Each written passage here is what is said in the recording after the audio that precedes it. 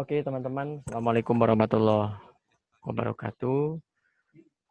Selamat datang, selamat pagi untuk teman-teman semua peserta yang sudah mendaftar. Terima kasih atas animonya yang luar biasa dan semoga apa yang kita lakukan hari ini juga bisa kita share ke YouTube channel dari Pertuni Jawa Timur. Nantinya ini sudah coba saya record. Mungkin teman-teman yang tadi saya izinkan untuk allow record bisa membantu untuk merecord. Teman-teman semuanya, hari ini kita akan sharing terkait dengan bagaimana perkuliahan di universitas dan bagaimana teman-teman menjalankan aktivitas perkuliahannya hingga saat ini. Ada 4 narasumber yang akan, bukan narasumber ya, 4 partner yang akan sharing pada hari ini. Ada Mas Gema dari Universitas Negeri Malang, sekarang S2 di jurusan pendidikan luar biasa. Ada Mas Dendi yang sudah lulus dari Fakultas Hukum Universitas Brawijaya Malang, sekarang kerjanya di Komnas HAM Jakarta. Ada Mbak Nurul yang mau masuk semester 7 ya, di Universitas Negeri Surabaya, jurusan pendidikan bahasa Inggris. Nanti saya sendiri menambahkan nanti mungkin sedikit yang mungkin nanti terlewat itu. Saya Alfian baru lulus dari Antropologi Universitas Erlangga Surabaya. Nah, teman-teman semuanya, kita panjatkan puji syukur karena hari ini kita masih diberi kesehatan sehingga bisa bergabung. Tentunya sehat badan, sehat jiwa, dan sehat kuota ya, sehingga masih bisa bergabung di sini. Kita akan lakukan ini sampai sekitar pukul 12 siang. Ya lebih-lebih sedikit nggak apa-apa lah. Nanti semua partner akan berbicara kira-kira 10 menit per masing-masing. Nanti selanjutnya kita akan buka dengan sesi diskusi dan mic-nya bisa di-open semuanya nanti. Begitu. Kalau ada audio yang tidak terdengar nanti tolong disampaikan di chat ya. Gitu. Untuk sementara waktu WhatsApp yang saya gunakan tidak saya fungsikan untuk 2 jam ke depan karena saya akan fokus di Zoom. Oke, teman-teman, sebelum kita ngobrol panjang lebar, di sebelah kanan saya sudah ada Ketua Dewan Pengurus Daerah Persatuan Tunanetra Indonesia Provinsi Jawa Timur, Bapak Sudarmaji. Nanti akan memberikan sepatah dua kata untuk kita semuanya. Tapi sebelum itu mari kita buka acara ini dengan bacaan basmalah dan doa sesuai dengan masing-masing agama, sesuai dengan kepercayaan masing-masing maksud saya. Bismillahirrahmanirrahim. Baik, tidak memperpanjang obrolan saya yang semakin kemana-mana. Ya, maaf. Kita akan dengarkan bersama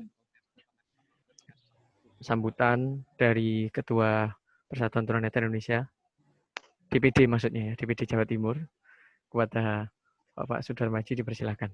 Nah, saya oper dulu ini.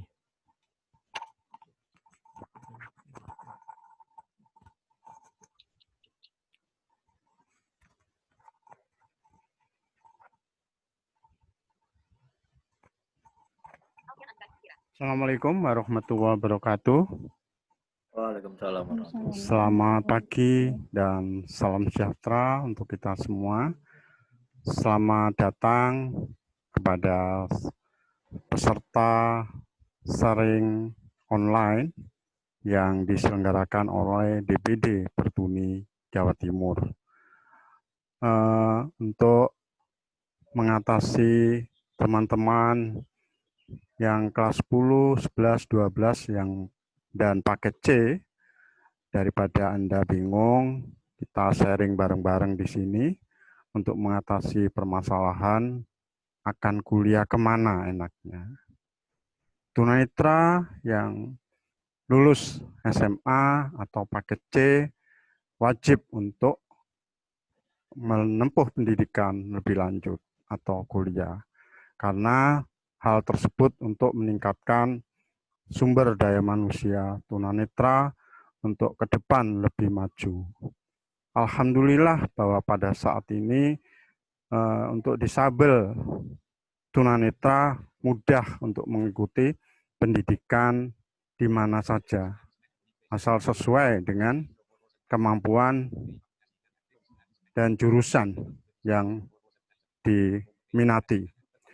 Kalau zaman saya dulu susah untuk kuliah itu menunggu rekomendasi dari Mendikbud begitu, ya.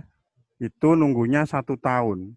Sehingga dulu saya bercita-cita untuk masuk ke IKIP Negeri Surabaya, jadi kehabisan formulir karena dulu hanya sesuai dengan hanya satu dulu itu, IPS ya, sosial, bahasa sosial. Ada juga BP waktu itu. Sedangkan yang ada IPA, tidak mungkin saya untuk masuk IPA. Oleh karena itu, menunggu lagi rekomendasi untuk masuk ke SGPLB. Demikian. Tapi sekarang alhamdulillah dengan didukung munculnya Undang-Undang Nomor 8 tahun 2016, khususnya tunanetra bisa masuk ke perguruan tinggi mana saja. Nah, mudah-mudahan teman-teman yang ada yang bergabung di sini semuanya sukses dan menempuh pendidikan sesuai dengan yang diminati.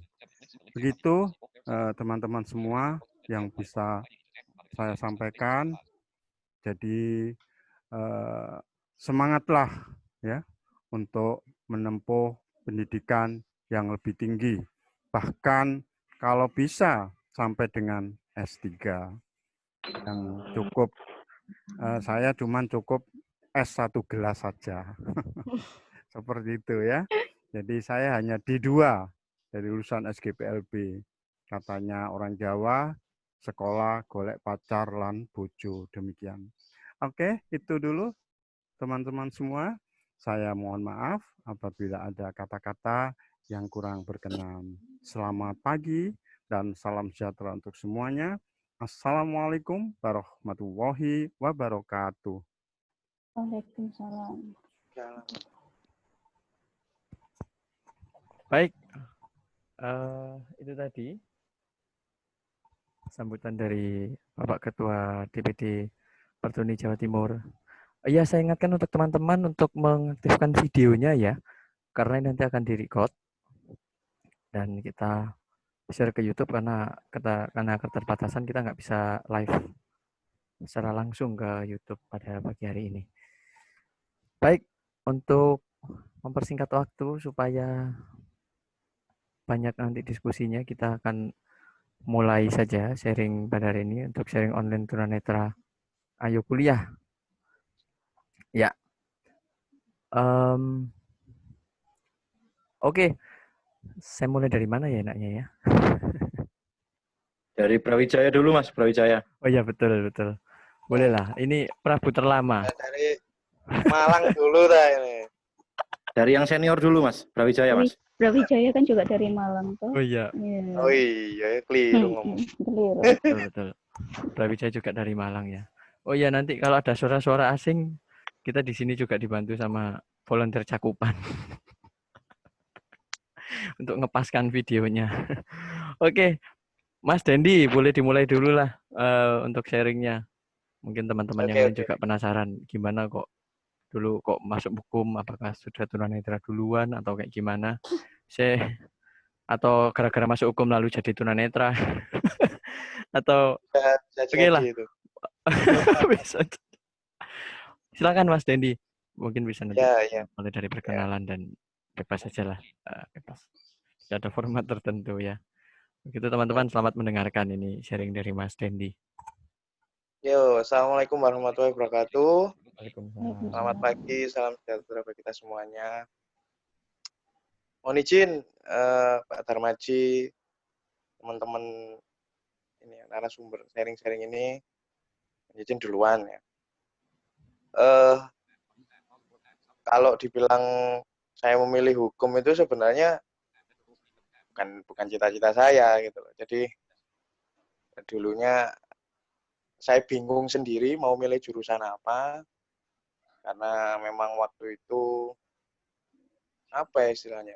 Saya belum tunanetra waktu itu, belum tunanetra saja bingung kan mau milih apa gitu. Eh, terus akhirnya ya ikut temen aja ambil hukum gitu. Ambil hukum sama saya daftar ilmu administrasi kalau nggak salah, sama sosiologi. Saya sebenarnya pingin sosiologi waktu itu. Cuma nggak diterima, terus diterimanya di hukum. Setahun saya kuliah, lah mata saya nggak enak. Terus akhirnya operasi, jadi total itu, tunanetra total. Sempet cuti dan balik di tahun 2013. Jadi saya angkatan, benar kalau dibilang angkatan paling tua, saya angkatan 2009 sebenarnya.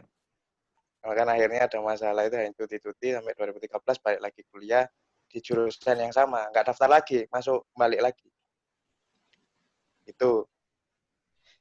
Tapi hal pertama yang saya tekankan sebenarnya kalau ingin milih jurusan itu dipetakan, memetakan mana sebenarnya jurusan yang memudahkan kita untuk lulus sebenarnya kan itu dulu. Atau memudahkan kita masuk dulu. Jadi kalau kita ngambil jurusan yang sebenarnya, misalkan ya kita kepingin tahu ke UGM ada teknik nuklir, misalnya kita ambil teknik nuklir. Ya itu menurut saya kurang pas karena yang pertama mungkin kita bisa masuk ya, tapi akhirnya kita akan kesusahan di tengah jalan karena penelitiannya kan sangat gimana kan ada caranya sendiri gitu. Jadi susah. Saya nggak tahu, saya nggak pernah nyoba ambil teknik nuklir soalnya. Nah kemudian yang kedua, mungkin ini yang ditakuti semua orang sebenarnya, kita biaya. Informasi tentang biaya itu yang sebenarnya kalau dibuka itu bikin kaget, kan kuliah di mana dan sebagainya ada biaya yang menyertai itu.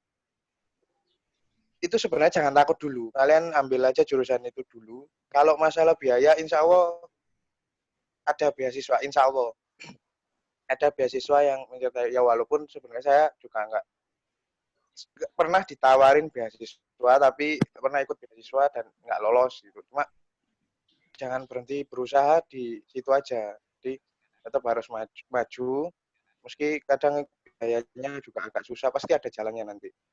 Saya pun juga terkendala di situ kemarin itu. Dan yang ketiga mungkin saran saya jangan pernah takut kalian kuliah itu terus kerjanya apa. Saya dulu sampai sekarang itu juga masih bingung karena saya nggak pingin jadi pengacara. Akhirnya saya bingung kalau hukum ini mau kemana ya, gitu. Ternyata banyak sekali profesi yang selain profesi hukum seperti pengacara, hakim, jaksa, dan lain-lain itu yang bisa jadi kita, apalagi di zaman sekarang. Zaman sekarang itu kita bisa bikin aplikasi ya sebenarnya. Aplikasi itu sebenarnya sistem ya, hukum. Jadi tanpa harus jadi anak informatika, sebenarnya itu bisa karena dia bikin sistem, dia bikin hukum, sedangkan anak informatika itu hanya menerjemahkan sistem tadi itu yang kita deskripsikan dalam bentuk bahasa biasanya menjadi bahasa mesin ya, bahasa Java gitu untuk bisa diaplikasikan di sistem digital. Jadi gitu. Karena saya pernah bikin aplikasi tapi bukan saya sendiri, jadi saya bikin tim aplikasi tentang mediasi online. Saya cuma membahasakan saja dengan SOP yang sudah ada. Terus saya minta bantuan teman-teman informatika untuk membahasakan itu. Tapi karena nggak di ACC ya sudah. Jadi nggak ada itu aplikasinya. Sekarang lagi bingung-bingung lagi ya, lagi corona. Itu. Jadi itu sih yang pertama memang harus dipetakan kalian itu bisa apa enggak gitu. Terus percaya diri saja walaupun kadang memang didera ya, didera apa ya istilahnya, ada nanti kuliah begini, enggak ada masalah. Yang penting kalian tahu dulu. Ini lagi banyak diskusi. Saya belajarnya dulu karena literasi hukum itu jarang sekali yang berbentuk digital. Nggak tahu kenapa kan memang anak tunanetra yang ngambil hukum kan jarang, sehingga literasi digital itu sangat jarang. Tapi saya efektifnya belajar itu memang diskusi, sharing bersama teman-teman. Ketika kelas sudah selesai dan ada yang nggak mengerti, apapun itu ya, saya sarankan nggak dihukum ya, maksudnya di pendidikan atau di mana, usahakan untuk diskusi tentang mata kuliah yang sudah kita ambil barusan, atau nanti berikutnya diskusi apa dan sebagainya. Saya 90% belajarnya dari situ, dan kalau buku-buku memang itu kan gara-gara skripsi ya, skripsi yang saya harus mengambil apa ya istilahnya, referensi buku-buku yang ada itu saya minta teman atau minta tolong orang di perpus yang jaga perpus itu biasanya untuk membacakan. Jadi saya ambil review di jurnal buku apa saja, saya ketik halaman berapa dan saya minta tolong itu terus saya ambil. Apalagi ya, saya nyatet kemarin sih. Ya mungkin itu aja dulu, mungkin kalau ada pertanyaan lagi bisa nanti sharing-sharing. Yang penting kalian jangan takut lah. Kuliah itu sebenarnya masalahnya bukan pada materi dan apapun itu, tapi pada mental kalian mau terus itu aja. Mau terus maju untuk kuliah atau hanya diam di tempat nunggu sesuatu. Itu aja sih, Mas Alfian. Halo. Oke. Terima kasih Mas Dendi. Oke. Terima kasih. Ya. Kita lanjutkan ke masih yang satu kota lagi. Kita ke sebelahnya Brawijaya. Nggak tahu sebelahnya bener nggak sih itu sebelahnya. Ke Depan itu, Mas. Oh, depannya ya. Iya. Oke. Ketoro lek gak tau nang Malang. Enggak. Bahasa Indonesia ya. Ini sih ada orang di luar Jawa. Baik. Terima kasih yang baru bergabung teman-teman. Ini ada beberapa peserta tamu ya dari Yayasan Mitra Netra. Saya belum ngecek ini apakah sudah bergabung atau tidak. Dan ada dari salah satu startup di Medan, namanya Initox kalau nggak salah ya. Semoga saya nggak salah ngomongnya. Terima kasih sudah bergabung dan nanti semoga ada yang bisa didapatkan dari sharing session kali ini. Selanjutnya, Mas Gema, silakan dari Tuban. Ya. Tapi ini di Tuban nggak sih? Di Tuban ya? Di Tuban, Mas. Masih di Tuban, Mas. Siap. Silakan. Ini sambil minum legen ini dia kayaknya. Iya, iya. Ya, terima kasih atas waktunya. Assalamualaikum warahmatullahi wabarakatuh. Waalaikumsalam. Waalaikumsalam warahmatullahi wabarakatuh. Ya, melanjutkan dari saudara sebelah kampus Brawijaya. Ketika Mas Dendi mengatakan dia bingung untuk menentukan jurusan apa yang mau diambil, itu posisinya masih bisa lihat ya, belum tunanetra. Beda dengan kondisi saya, ketika itu saya sekolah dari umum ya, bukan inklusi, tapi saya masuk di sekolah umum waktu itu di MAN Tuban. Setelah saya lulus 2011, saya tuh bingung. Mau kuliah itu dengan kondisi seperti ini, apakah bisa tunanetra itu bisa melanjutkan ke perguruan tinggi? Saya termotivasi ketika saya masih nyambung komunikasi dengan pengawas ujian nasional ketika SMA. Waktu itu saya masih ingat dengan Bu Hardani. Beliau adalah dosen dari UNER, dari Fakultas Kedokteran Hewan. Saya sering berkonsultasi kepada beliau bagaimana tunanetra itu bisa kuliah. Pemahaman Ibu itu masih bahwasanya tunanetra itu harus ke PLB. Akhirnya saya mencoba, 2011 saya daftar di UNESA, di Universitas Negeri Surabaya. Saya mencoba PLB. Waktu itu saya masih belum beruntung ya. Saya ke jalur mandiri, saya akhirnya nunggu dengan kesibukan. Saya masuk di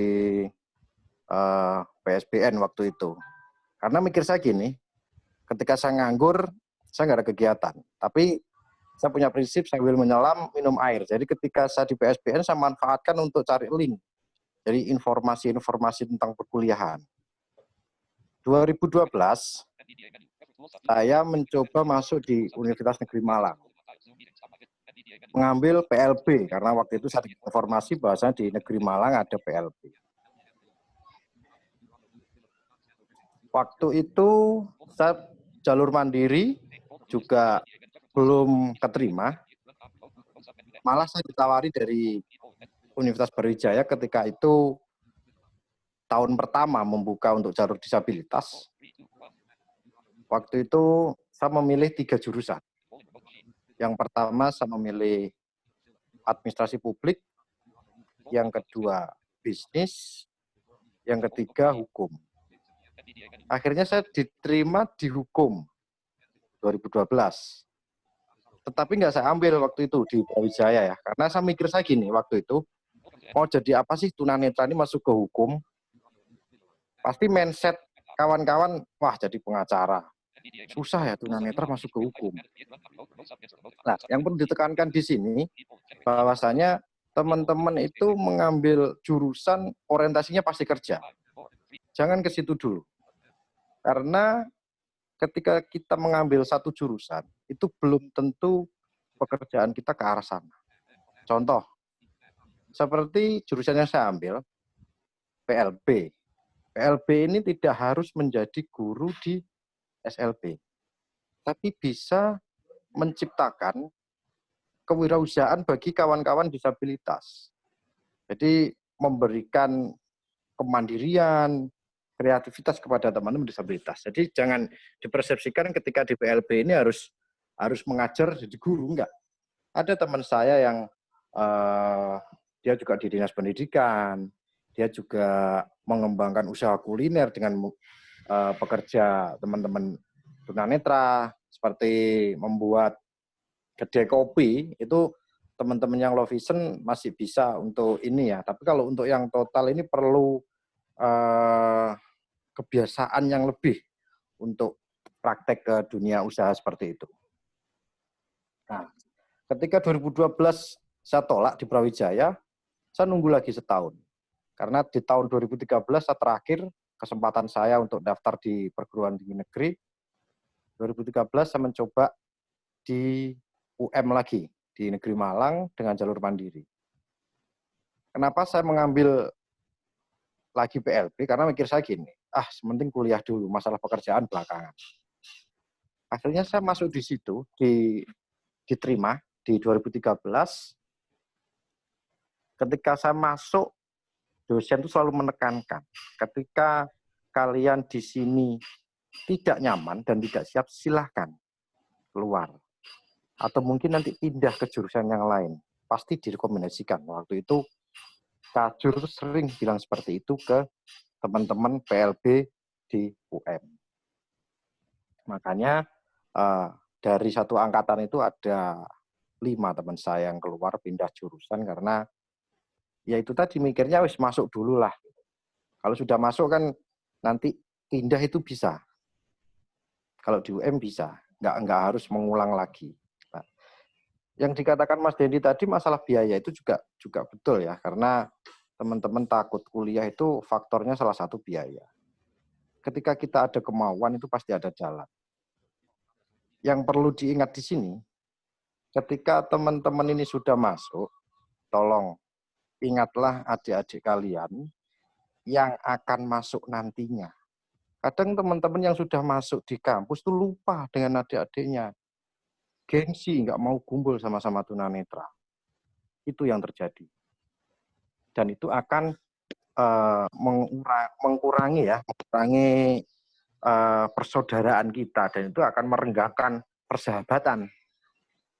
Itu yang harus ditekankan. Jadi ingatlah adik-adik kita itu masih panjang yang harus kita rangkul. Jadi tolong informasi atau mungkin nanti sharing bisa mengarahkan, oh nanti ke sini loh ya, ke kampus ini. Ketika sudah masuk, tolong diarahkan, jangan diemin, dibiarkan, atau mungkin malah dikerjain ya. Itu kurang pas. Jadi paling enggak diarahkan untuk cari kos lah, nanti gimana kalau di kampus lah. Jadi perbanyak relasi ketika di kampus.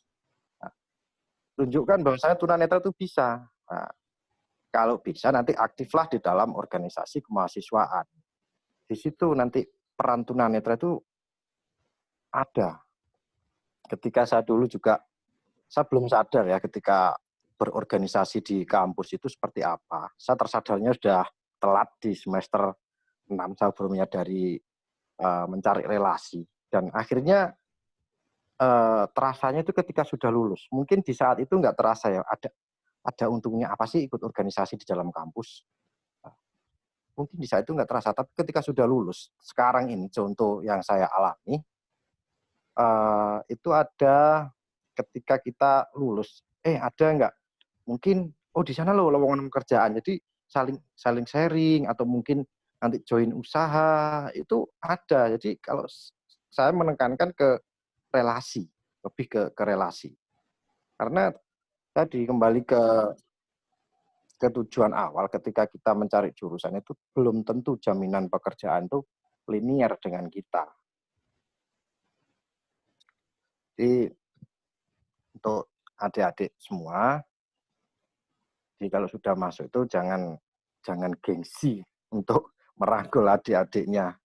Kadang kan gitu ya, banyak kawan-kawan tuh yang sudah semester 4, semester 6 itu masa bodoh. Adik-adiknya mau gimana, kadang sharing tugas, itu mungkin kalau lintas jurusan, kan bisa aja kita belajar bersama. Kita bisa memahami, nggak harus sejurusan. Jadi tukar informasi itu sangat perlu kalau menurut saya. Nah, ketika nanti sudah diterima juga, mintalah itu materi ke dosen, biar kita pelajari, bisa kita pelajari pakai laptop itu. Jadi nggak harus monoton pakai braille, kita bisa memanfaatkan teknologi yang ada. Seperti itu.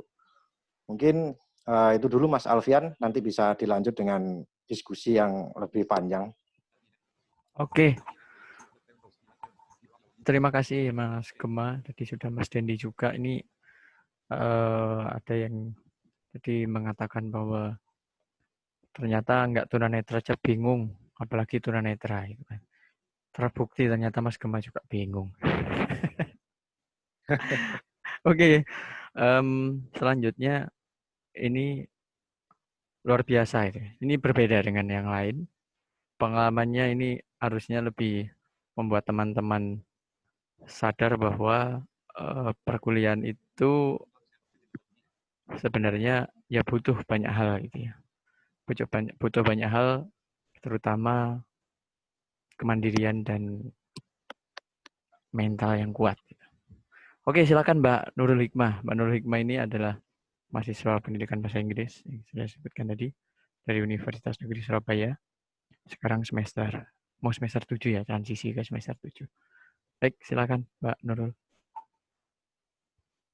Oke, selamat pagi teman-teman semua. Seperti yang sudah diperkenalkan dari tadi ya, nama saya Nurul Hikmah. Langsung saja. Sebenarnya latar belakangnya sih sama ya dengan Mas Dendi dan Mas Gema tadi terkait kebingungan gitu. Makanya kenapa teman-teman Perteni Jatim kemarin memutuskan untuk coba kita bikin sharing online gitu untuk teman-teman lain, karena memang banyak pertanyaan yang masuk untuk gimana sih kita memilih jurusan yang sesuai gitu, yang memang nantinya kita akan nyaman di situ. Nah, sebelum ke sana nanti didiskusi lebih lanjut latar belakang saya. Kalau tadi Mas Dendi masuk kuliah masih awas ya. Dan untuk Mas Gema tadi bukan inklusi tapi dari SMA reguler. Sedangkan saya berasal dari, latar belakang saya dari paket C. Gitu. Tahun 2017 saya lulus paket C waktu itu. sempat bingung karena ada beberapa kabar yang bilang kalau paket C itu nggak bisa daftar di kampus negeri, universitas negeri, alias nggak diterima gitu. Sedangkan waktu itu sudah mempersiapkan segala sesuatu karena sudah pengen untuk melanjutkan kuliah gitu dengan keinginan untuk bisa melanjutkan studi setelah beberapa tahun hanya di rumah setelah karena saya bukan tunanetra dari kecil. Jadi waktu itu bingung karena ada informasi nggak bisa, dan setelah tanya di beberapa kampus malah bilang SLB malah lebih bisa karena sudah ada gitu yang mau menerima. Kalau paket C nggak ada. Itu yang dulu saya bingung. Tapi ketika ya seperti sekarang ini, masa sekarang ini, ketika ada pembukaan untuk pendaftaran SBMPTN, saya baca ternyata bisa paket C karena peraturannya sudah berubah. Jadi paket C itu sudah setara dengan SMA reguler. Jadi saya waktu itu bisa mendaftar sebagai lulusan dari paket C gitu untuk mendaftarkan SBMPTN. Kalau untuk jurusan waktu itu karena pengennya jadi guru, kalau saya gitu dulunya, pengennya jadi guru, terus beberapa orang nyuruhnya untuk udah ngambil PLB aja. Jadi ambil pilihan PLB waktu itu karena dulu itu 2017 masih ada 3 gitu ya, model pilihannya 3. Jadi saya ngambil yang pilihan ketiga PLB UM, itu yang Mas Gemang tuh di Universitas Negeri Malang. Yang awalnya yang saya jatuhkan di pilihan pertama itu PLB UNESA. Tapi ada salah satu teman yang bilang, kenapa nggak pengen coba untuk ambil jurusan lain yang memang sesuai dengan apa ya, yang bukan PLB, tapi yang itu menarik dan kamu senang belajar itu. Karena waktu itu ya sudah saya cek, awalnya nggak ini sih, nggak kepikiran untuk akhirnya bisa masuk atau diterima gitu, karena peluangnya itu sangat sedikit, sangat kecil. Akhirnya dengan atas dasar itu saya memilih untuk pendidikan bahasa Inggris. Saya taruh pilihan pertama dengan alasan nanti biar ini ditolak saya masuknya di PLB UNESA. Awalnya gitu. Jadi dan ternyata rezekinya ada di pendidikan bahasa Inggris. Dibilang akhirnya gimana rasanya, ya bersyukur alhamdulillah, karena yang pertama saya bisa menjadi lulusan paket C pertama yang mungkin yang pertama ya saya rasa yang akhirnya bisa masuk ke universitas negeri, dan ini UNESA yang memang waktu itu sempat jadi inilah karena lumayan susah gitu katanya sih gitu. Terus juga jadi mahasiswi yang di pendidikan bahasa Inggris yang memang baru waktu itu transisi karena sudah lama. Sebenarnya dulu pernah ada yang masuk di jurusan itu, tapi sudah lama sekali. Jadi akhirnya jadi yang pertama, dan waktu itu alhamdulillahnya diminta untuk sama beberapa dosen untuk jadi awal gitu. Jadi tokak awal untuk bisa memberikan informasi bagaimana teman-teman tunanetra itu bisa belajar. Karena ya seperti yang dibilang selama ini paradigmanya teman-teman tunanetra itu bisa kuliahnya ya di jurusan PLB gitu, bisa mengikuti perguruan di jurusan PLB. Di bahasa Inggris seperti apa. Jadi yang terpenting sih buat teman-teman semua untuk bisa memilih jurusan itu ini sih, karena menurut pengalaman saya ya, jadi bagaimanapun asalkan teman-teman itu bisa menikmati setiap semester, bisa menikmati setiap perkuliahan yang ada, karena walaupun apapun diterimanya teman-teman di jurusan itu atau peluang besar apapun, saya rasa pasti akan selalu ada adaptasi yang harus dilakukan baik di antar teman di kelas ataupun dengan dosen-dosennya. Itu karena walau semudah apapun nantinya pasti nanti akan bertemu dengan ketidakmudahan itu. Contoh, nanti teman-teman di semester akhir lah pasti akan ketemu dengan statistik apapun itu. Nah, itu nanti yang bagaimana caranya teman-teman bisa berdamai dengan itu. Jadi nggak usah takut ini nanti gimana kalau misalkan saya ngambil ini, misalkan saya bahasa Inggris nanti gimana fonetiknya. Maaf, ada bayi buatan. Apa? Lanjut. Gimana dah? Jamnya tembus. Mungkin, iya, ya udah. Jadi gimana dengan fonetiknya? Itulah cara untuk mengatasi itu ya dengan mendekati teman-teman sendiri, di mana kamu bisa berkomunikasi dengan teman-temanmu, yang nantinya akhir teman-teman itu nanti bisa membantu untuk menjelaskan itu ke kita. Walaupun ya dengan cara kita harus nunggu dulu nih, jangan yang langsung, ayolah bantuin saya sekarang. Pasti teman-teman kita juga butuh waktu untuk mengerjakan punyanya dia sendiri. Jadi, bagaimana kita menempatkan diri kita biar tidak dianggap bahwa ngerepotin nih gitu. Itu sih, jadi pengalaman saya di situ, gimana caranya menempatkan diri, bergaul dengan teman-teman, lalu bagaimana beradaptasi. Karena walaupun saya yang dari pengalaman ya, dari semester 1 sampai semester 5, setiap semester saya harus berkomunikasi dengan dosen untuk mengkomunikasikan cara belajar saya. Gitu. Sampai semester 6 kemarin sih, karena ada beberapa dosen yang masih baru tahu kalau saya tunanetra.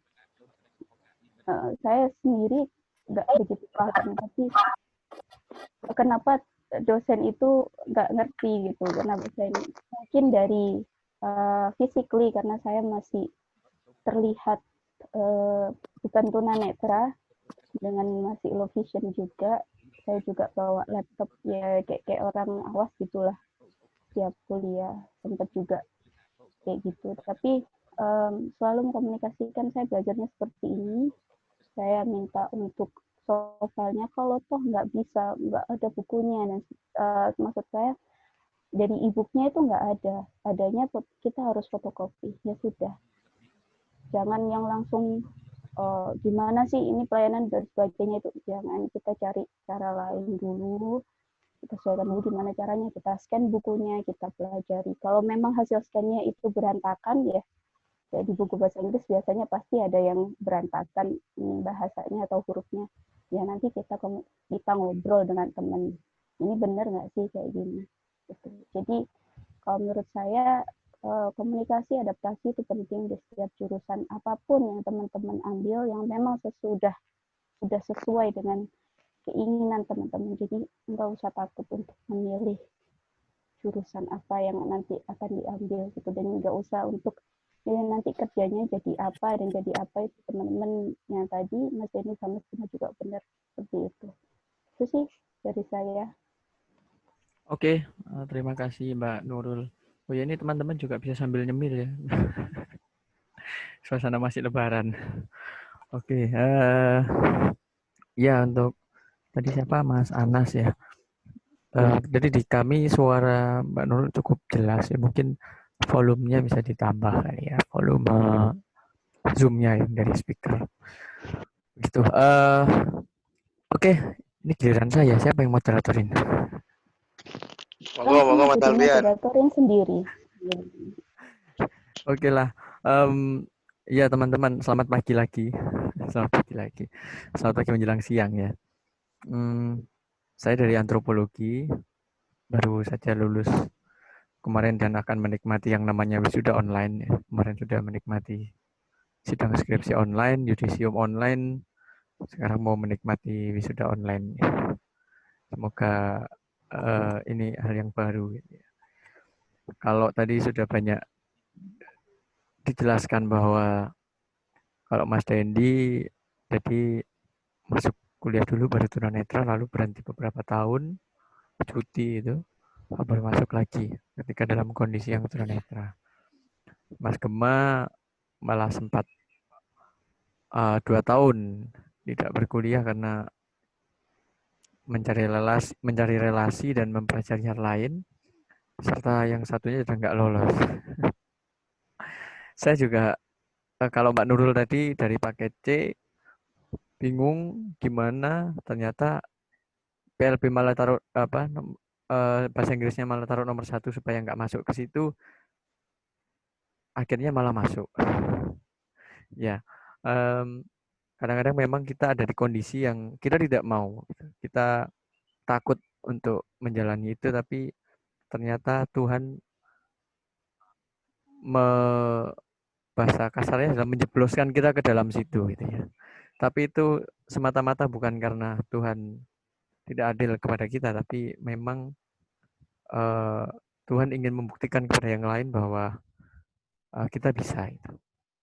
Kita bisa menjadi sesuatu meskipun memilih sesuatu yang tidak biasa dipilih oleh teman-teman tunanetra gitu. Jadi saya dulu dari SMA Negeri 8, sekolah inklusi yang waktu saya masuk saya baru pertama tunanetra pertama yang masuk, dengan jaminan kalau 6 bulan saya nggak bisa ngikuti, saya keluar dengan sendirinya. Gitu. Itu waktu saya dulu. Karena sekolahnya belum pernah menerima dan belum ada sarana prasarananya. Nah, tapi ternyata Tuhan berkehendak lain, saya tetap bisa mengikuti sampai lulus dari SMA Negeri 8, meskipun dengan nilai yang pas-pasan ya. Nilai pas-pasan karena waktu itu memang betul ujian nasional itu sulit sekali waktu itu. Meskipun saya sudah menggunakan soal dengan huruf Braille. Lalu saya masuk ke SNMPTN. Waktu itu SNMPTN milihnya apa aja ya? Ilmu politik, ilmu komunikasi, sama apa gitu. Saya lupa urut-urutannya. Di UNER waktu itu. Universitas Erlangga juga. Alhamdulillah saya waktu itu gagal. Kalau nggak salah saya waktu bilang, wah saya gagal itu juga waktu itu saya sudah kenal beberapa teman-teman di DPD Pertuning Jawa Timur, termasuk waktu itu ada Pak Nurul juga kalau nggak salah, yang saya gagal SNMPTN itu. Terus saya daftar SBMPTN di universitas yang sama dan ditambah universitas lain. Waktu itu ambilnya apa ya, ilmu komunikasi, sosiologi, bahasa Indonesia, lalu ilmu komunikasi di bahasa Indonesia, ilmu komunikasi dan apa ya satunya waktu itu PLB. Alhamdulillah juga gagal waktu itu. PLB-nya pun juga gagal. Terus saya separuhnya juga ya agak-agak putus asa ya. Agak-agak putus asa, lalu saya ikut jalur mandiri waktu itu di Universitas Negeri Surabaya. Di Universitas Negeri Surabaya saya milih PLB lagi. Saya tes, saya lolos, tapi ada kesempatan saya harus waktu itu diajak ngobrol dengan, singkat cerita diajak ngobrol dengan teman di UNER, lalu ketemu dekan Fakultas Ilmu Sosial Ilmu Politik, ketemu wakil dekan 3-nya FISIP, lalu kita ngobrol dan mereka penasaran dengan bagaimana saya belajar selama ini ya. Maksudnya waktu itu 2016 ini kejadiannya. Lalu saya jelaskan dan mereka mengajak saya untuk bersosialisasi bagaimana penggunaan IT untuk teman-teman tunanetra di rektorat.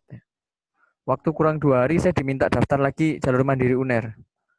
Waktunya kurang 2 hari waktu itu. Dengan dibantu beberapa teman, ya saya daftar dengan jalur bidik misi, beasiswa. Karena saya nggak mungkin bayar jalur mandiri, mahal sekali waktu itu, lebih dari 15 juta. Dan alhamdulillah Tuhan menghendaki saya lolos. Kenapa kok milihnya antropologi? Kalau dibilang gimana supaya nggak milih ke zona, waktu itu gini ceritanya, apa namanya, saya sudah mau daftar mandiri itu bingung, saya mau masuk jurusan apa itu. Terus saya milihnya waktu itu cari jurusan yang nggak ada matematikanya, itu nggak ada statistiknya.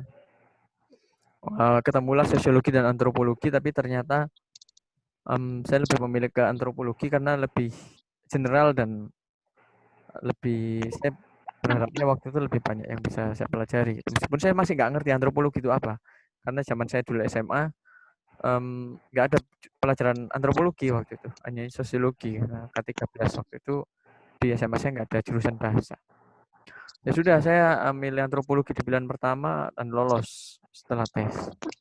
Dan saya bingung dong, saya ngapain di antropologi gitu kan. Nggak ngerti saya harus ngapain waktu itu. Tapi ternyata betul apa yang dikatakan Mas Gema, Mas Dendi, dan Mbak Nurul bahwa mengenal teman itu lebih baik daripada kita meminta akses kepada kampus. Karena apa? Yang sering sama kita itu ya teman-teman kita. Itu sehingga yang nantinya akan tahu kesulitan kita itu ya teman-teman kita sendiri yang ada di kelas. Sehingga yang bisa membantu ya teman-teman kita sendiri kan. Nah, kalau kita ribet minta pada bagaimana ini saya fasilitasnya nggak ada, saya bukunya ini nggak ada, kok pakai PPT semua, kok pakai buku yang biasa, nggak ada digitalnya, gimana ini perpustakaannya. Kita akan berkutat di situ dan nggak akan selesai permasalahan itu. Nah, sehingga yang harus dilakukan adalah yang mencari jalan lain, bukan mengumpat-umpat bahwa wah saya masuk di sini nggak ada akses, nggak ada ini, nggak ada itu. Tapi ya dengan keberadaannya teman-teman itu bagaimana bisa menciptakan akses. Akses yang penting itu adalah awareness atau kepedulian.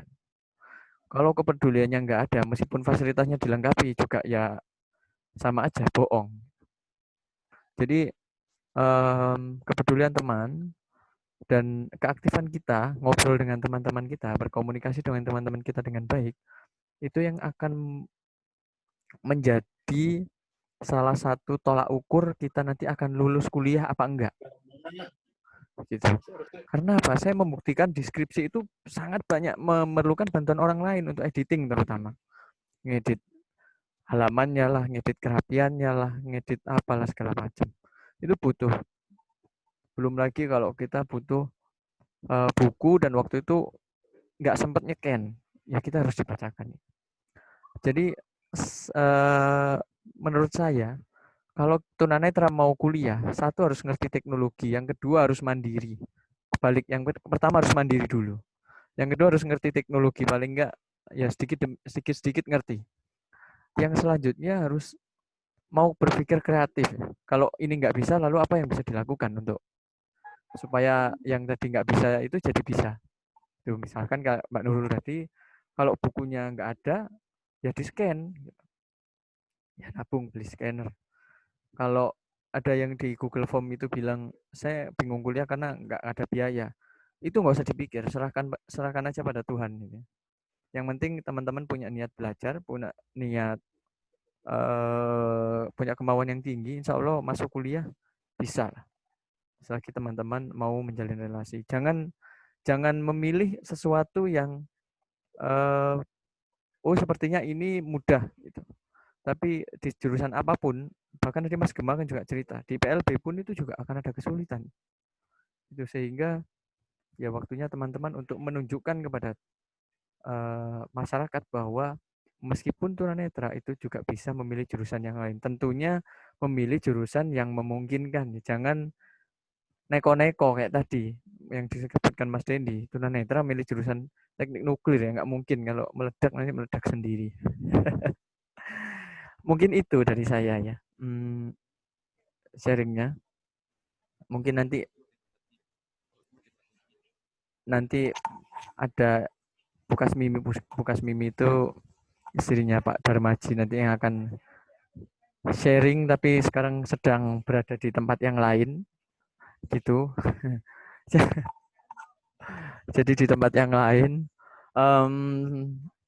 itu ya, kita buka sesi sharing saja, sesi diskusi dulu.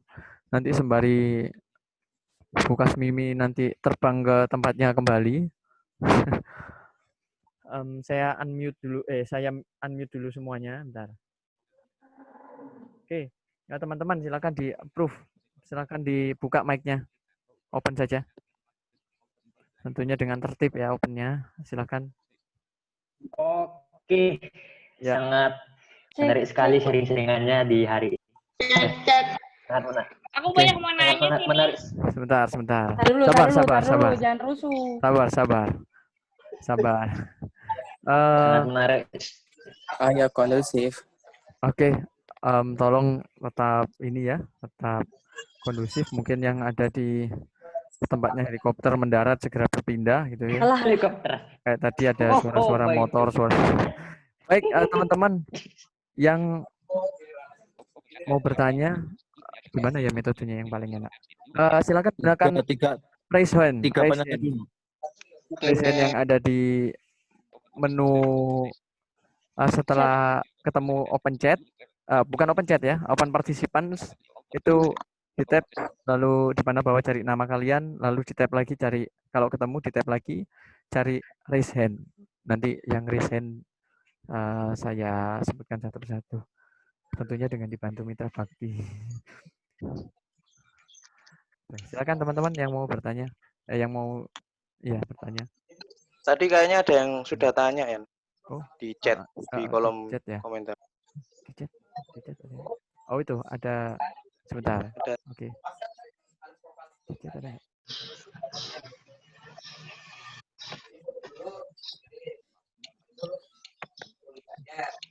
Oke, dari. Oh. Ya. Oke. Oh, ini kayaknya orangnya lagi live, kayaknya jaringannya ini, kalau sudah balik aja dijawab ya. Ada pertanyaan, apakah di kampus yang lain dulu yang tidak menyenangkan? Oke, tadi yang raise hand. Yang udah raise hand. Oh. Itu ada Zelda. Oh, nah itu ada yang. Woi, itu raise hand-nya jangan dimain-mainin, bingung nanti. Oke, ada Nur Fauzi Ramadan, ada Zelda Maharani, yang mana dulu? Silakan deh, yang mana dulu? Jadi Nur Fauzi dulu deh. Ya, silakan. Audionya dinyalakan dulu.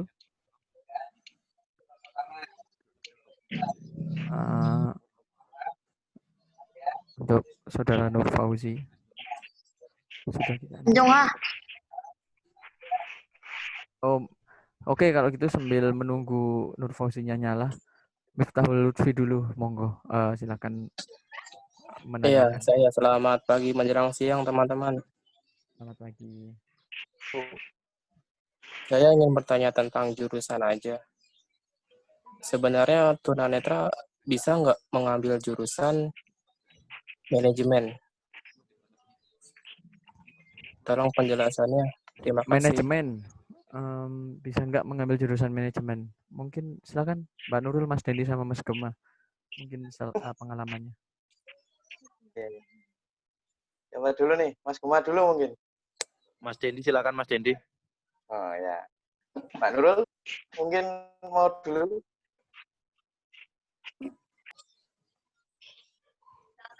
Mbak Nurul?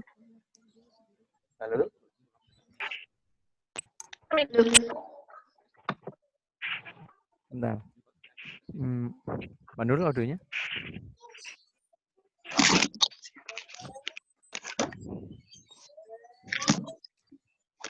Iya, halo. Iya. Jadi ada yang nanya. Oke, ada 4 penanya ya nanti ya, satu-satu. Kalau Silakan. tadi kan soal manajemen ya, bisa nggak aku soalnya tadi sempat connecting di sini. Bisa nggak teman-teman ngambil jurusan manajemen gitu nggak ya? Benar ya, nggak? betul. Iya, betul, Mbak. Yang saya tahu bisa, Mas. Karena untuk saat ini yang saya pernah tahu ada salah satu tunanetra juga yang mengambil jurusan manajemen. Jadi intinya gini sih, setidaknya kita tahu kalau jurusan itu nantinya di praktisnya, di prosesnya itu tidak yang benar-benar harus membutuhkan mata, kayak misalkan teman tunanetra ya yang diceritain sama Mas Dendi tadi, masa iya tunanetra masuknya di teknik nuklir, atau kedokteran. Nah itu kan benar-benar ini banget ya. Cuman memang di dalam itu pasti nanti teman-teman tunanetra yang saya tadi bilang itu pasti nanti akan ketemu dengan beberapa kesulitan. Jadi nggak usah takut, dicoba aja selama di jurusan itu atau prodi itu nantinya itu benar-benar teman-teman itu senang dengan itu, nyaman dengan itu dan tertarik dengan itu. Insya Allah setiap ada kesulitan pasti akan ada jalan kok. Karena sudah ada niatan, sudah ada keinginan, pasti semuanya lancar dan diimbangi lagi dengan komunikasi yang baik dengan teman, dengan dosen. Itu nanti juga akan memperlancar studinya teman-teman. Itu sih dari saya. Mas Gema, Mas Dendi ada tambahan? Ya. Saya ada mungkin tambahan sedikit ya. Silakan. Saya Dendi ya. Gini sih, kalau menurut saya potensial, manajemen itu potensial karena di dalamnya kan ada manajemen SDM, ada manajemen pemasaran, ada manajemen pangan. Kembali lagi ke kalian tadi. Kalian petakan sebenarnya apa sih manajemen itu dulu, sehingga kalian punya gambaran kuliahnya nanti bagaimana. Saya yang tahu kan kalau kita bisa ambil manajemen itu 2 klaster tadi, maksudnya di antara manajemen yang ada terbagi dalam konsentrasi tadi itu kita bisa ambil 2. Kita mungkin yang tapi sebentar ya teman-teman. Potensialnya itu apa bagi kita? Kalau menurut saya sih PSDM itu kan sangat potensial ya, pengembangan sumber daya manusia itu kan kita bisa lakukan itu gitu loh. Dan manajemen pemasaran itu sangat baik karena manajemen itu tugas utamanya adalah mengatur dan mengelola bikin suatu sistem. Bisa sebenarnya sangat potensial banget bagi kalangan disabel netra atau tunanetra untuk mengambil ekonomi manajemen ya, manajemen atau mungkin saran saya kalau lebih moneter atau kebijakan yang lebih moneter, ekonomi pembangunan itu bisa. Mohon maaf, bisa diulang Mas? Kenapa? Ekonomi pembangunan itu juga potensial gitu, potensial ekonomi syariah kayak di ekonomi masih potensial. Ekonomi masih ada juga teman. Ekonomi masih bisa untuk tunanetra. Bisa, ya itu tadi. Gimana teman-teman nanti bisa menempatkan diri. Ada teman tunanetra yang masuk di pendidikan ekonomi itu juga alhamdulillah sampai sekarang masih bisa gitu. Sampai sekarang sudah skripsi beliaunya. Gitu. Jadi ya itu tadi banyak. Jadi teman-teman nggak cuma sekedar yang tadi dibilang sama lupa Mas Gema kalau nggak salah ya, perbanyak informasi juga, relasi itu juga butuh untuk seperti ini. Jadi kalau misalkan nanti tanya-tanya gimana sih pendidikannya seperti ini, ada sharing gini juga bisa. Kalau dulu saya banyak cari di internet, kalau misalkan ambil apa aja sih sebetulnya nantinya yang dibilang tadi Mas Dendi. Jadi memperhatikan dulu kira-kira ini enggak yang sesuai dengan yang saya inginkan enggak. Jadi biar enggak ketika masuk waduh kok kayak gini ya ternyata ya. Dulu banget, jadi enggak sampai yang Mas Gema ada tambahan? Iya, mungkin apa yang dikatakan oleh Mbak Nurul dan Mas Dendi juga betul. Jadi ketika kita mau mencoba hal baru, apalagi hal yang selama ini kan mindsetnya kan kalau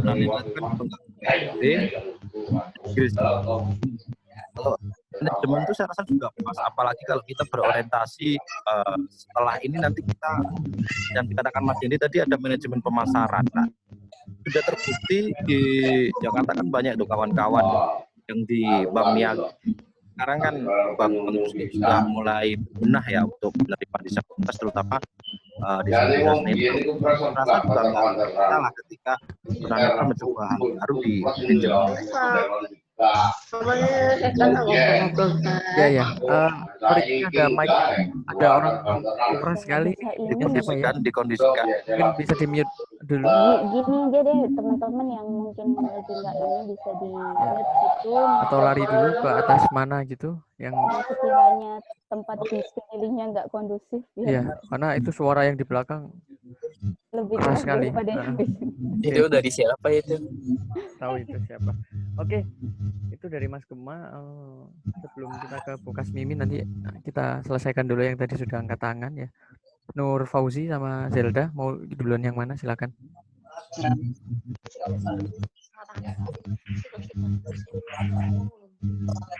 Kalau sudah di resign jangan di lower hand dulu ya. Nanti bingung yang ngelihat. Kedengeran Mas? Sudah. Ya, lanjut.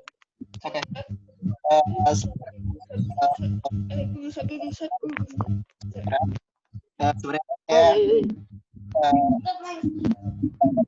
Sebenarnya putus-putus. Suaranya putus-putus. Itu suara dari yang dari Blitar itu di mute dulu. Yang dari Blitar itu siapa itu tadi? Rasa.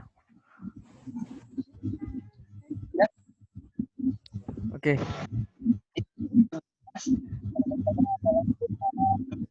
Kurang stabil, sinyalnya kurang stabil. Kurang stabil Mas Nur Fauzi, mungkin bisa di chat aja dulu ya pertanyaannya. Kita ke Zelda dulu coba.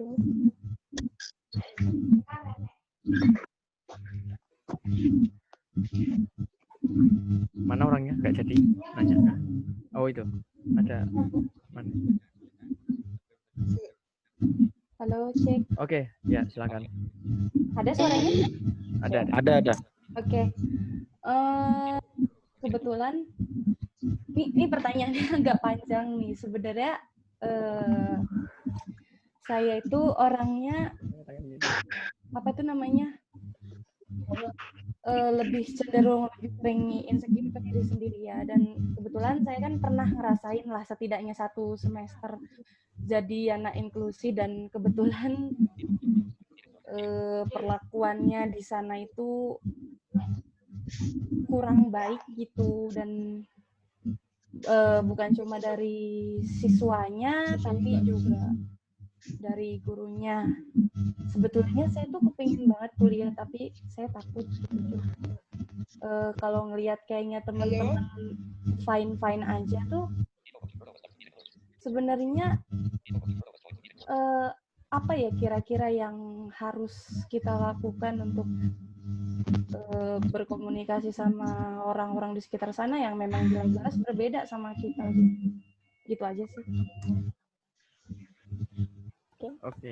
Oke, tadi sekalian juga sama mirip pertanyaannya sama Mas Nizar tadi yang bilang apakah ada yang pernah pengalaman yang tidak menyenangkan gitu ya, yang mengganggu atau apa di kampus.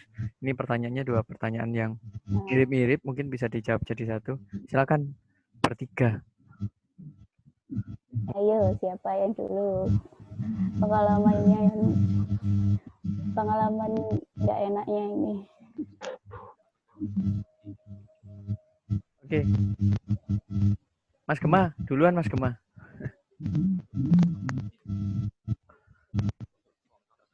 Mana ini orangnya? Halo. Oh ya. Oke, Mas Dendi. Aku Dendi, ya. Oke. Sorry, barusan ada telepon soalnya. Oh iya. Ya, tadi pertanyaannya tentang pengalaman. Ya, pengalaman yang tidak menyenangkan. Ya. Dan yang tadi yang dari Zelda tadi apa, Mbak Nur? Gimana sih kita biar kalau misalkan berkuliah itu dengan menghadapi teman-teman yang memang berbeda gitu. Iya. Bagus itu, bagus pertanyaannya. Ya kalau pengalaman tidak menyenangkan itu ya pasti dapat lah ya. Kita nggak usah ngomong. Itu wajib dapat ya. Nggak usah ngomong. Wajib dapat. Iya. Kita nggak usah ngomong difabel netral ya. Maksudnya manusia sendiri itu pasti merasa, karena dia punya emosi, pasti dia merasa pernah dapat tidak menyenangkan. Mental.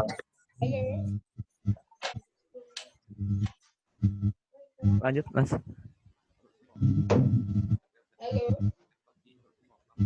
Halo, Oh. Halo, sorry. Ya, hilang ya. Iya. Itu karena tadi manusia punya emosi, pasti kita merasa tidak menyenangkan. Nah, itu naluri ya, enggak apa-apa. Yang perlu sebenarnya kita tahu itu kita harus mengolah itu kan, bagaimana caranya terus untuk bangkit. Kalau aku ya, ini pribadi saya pakai istilah orang Jawa yang biasa, kalau istilahnya itu salang sinawang. Salang sinawang itu antara manusia dan yang lain manusia antara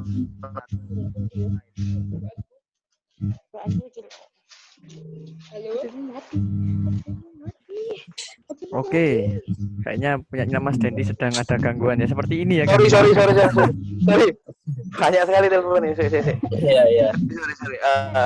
Jadi salang sinawang ya antara satu sama lain. Jadi jangan merasa kalian yang paling paling sedih atau kalian yang paling bahagia, kalian yang paling sukses, enggak. Tapi tetap orang lain di sana juga kayak gitu. Jadi tidak bisa dibandingkan kehidupan kalian dengan kehidupan lain. Itu yang pertama, kalau saya pribadi mengolah diri saya untuk menghilangkan ini hal yang tidak menyenangkan.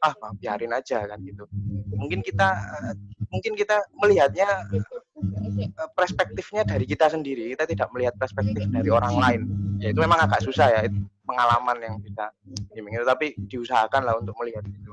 Nah, ini bagus banget. Yang kedua, bagaimana sih kalau kita menghadapi orang yang berbeda ya, misalkan yang pertama hal yang dilakukan, jangan menganggap diri kita berbeda. Antara tadi itu salang sinawang, manusia itu sama, baik mau difabel netra atau bukan, itu tetap sama manusianya.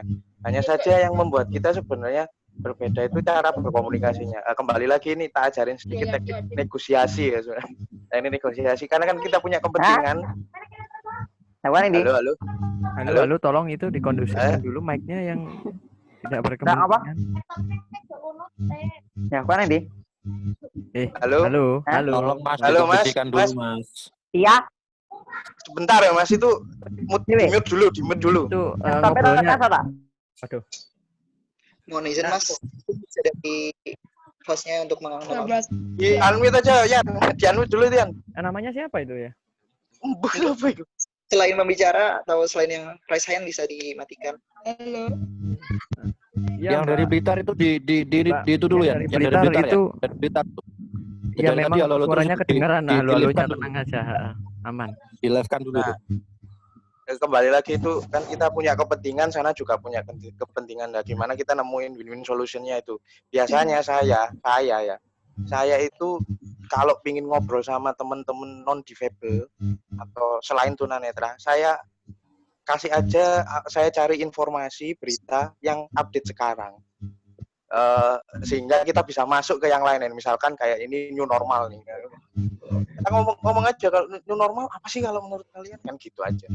Dan nanti kita bisa masuk ke diri kita bisa cerita ke diri kita bagaimana, sebenarnya apa sih kebutuhan kita.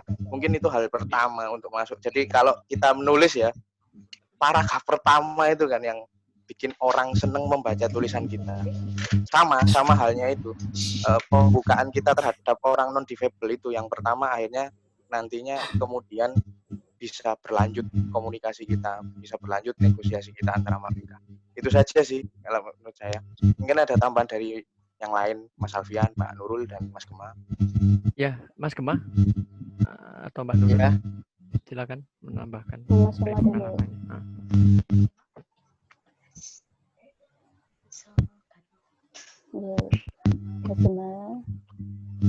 Ya. Ayo, silakan. Mungkin pengalaman. Halo, terdengar? Ya, terdengar. Ya. Jadi pengalaman yang kurang menyenangkan itu tetap ya, semua individu pasti mengalami itu ya. Jadi ketika saya pertama kali masuk di perguruan tinggi itu adaptasi yang susah ya, pertama. Karena kita bertemu dengan berbagai karakter. Nah, yang pertama kita memahami dari lingkungan kita sekelas itu bagaimana sih karakter dari masing-masing personal. Itu dulu yang harus kita pahami.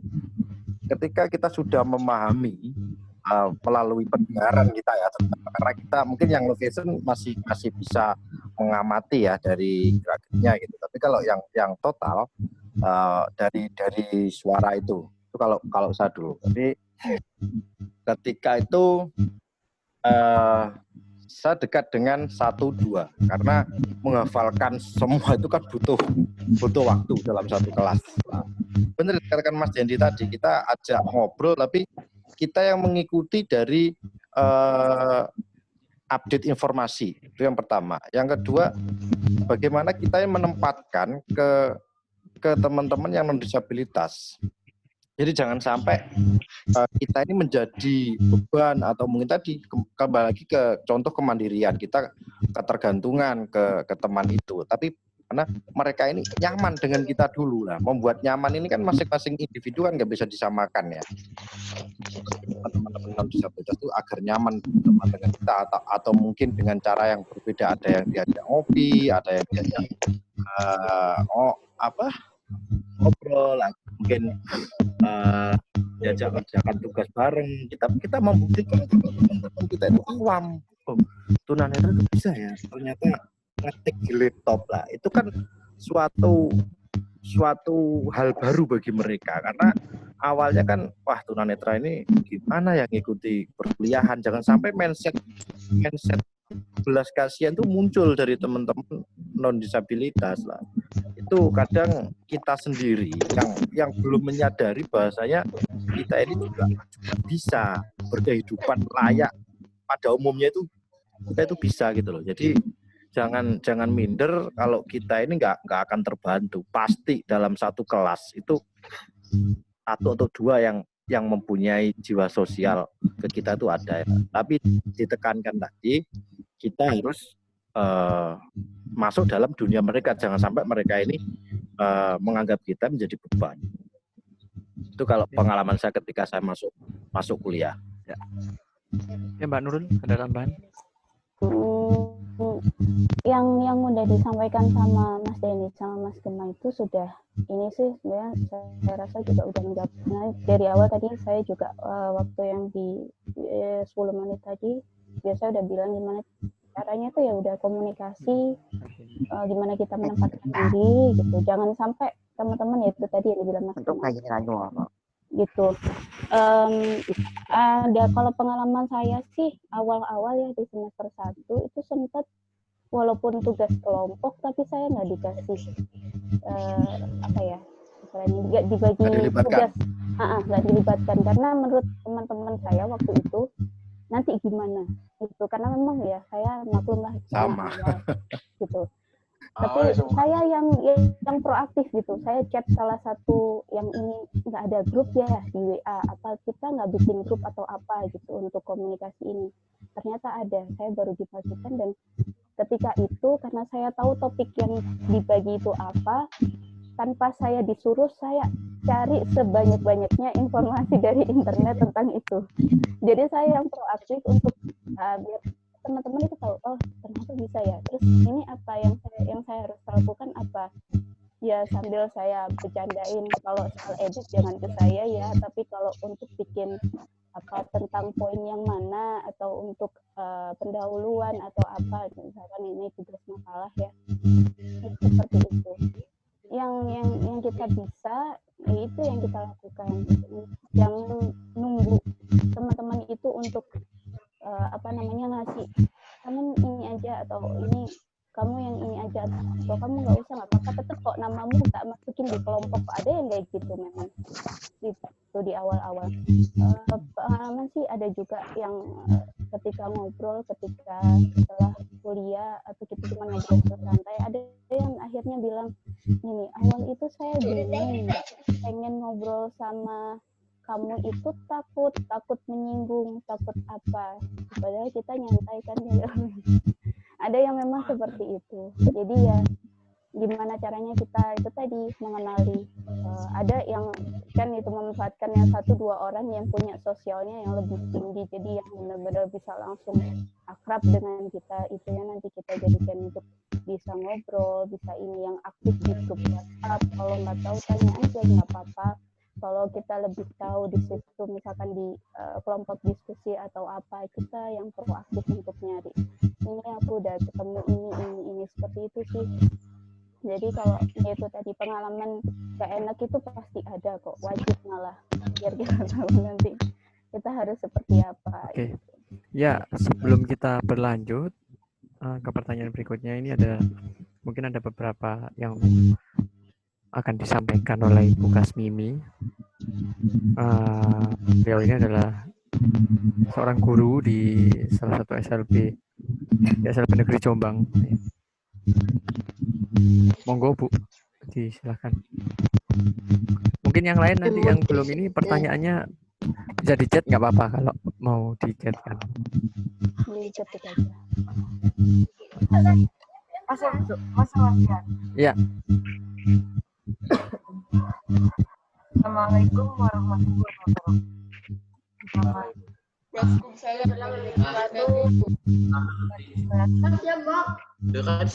Salam sejahtera.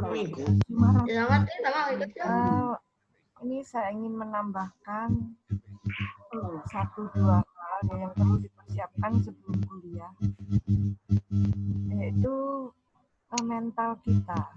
Jadi setelah tadi disinggung jurusan, apa tadi, kemandirian memang itu mental kita itu juga menopang atau yang bisa menyebabkan kita berhasil atau gagal.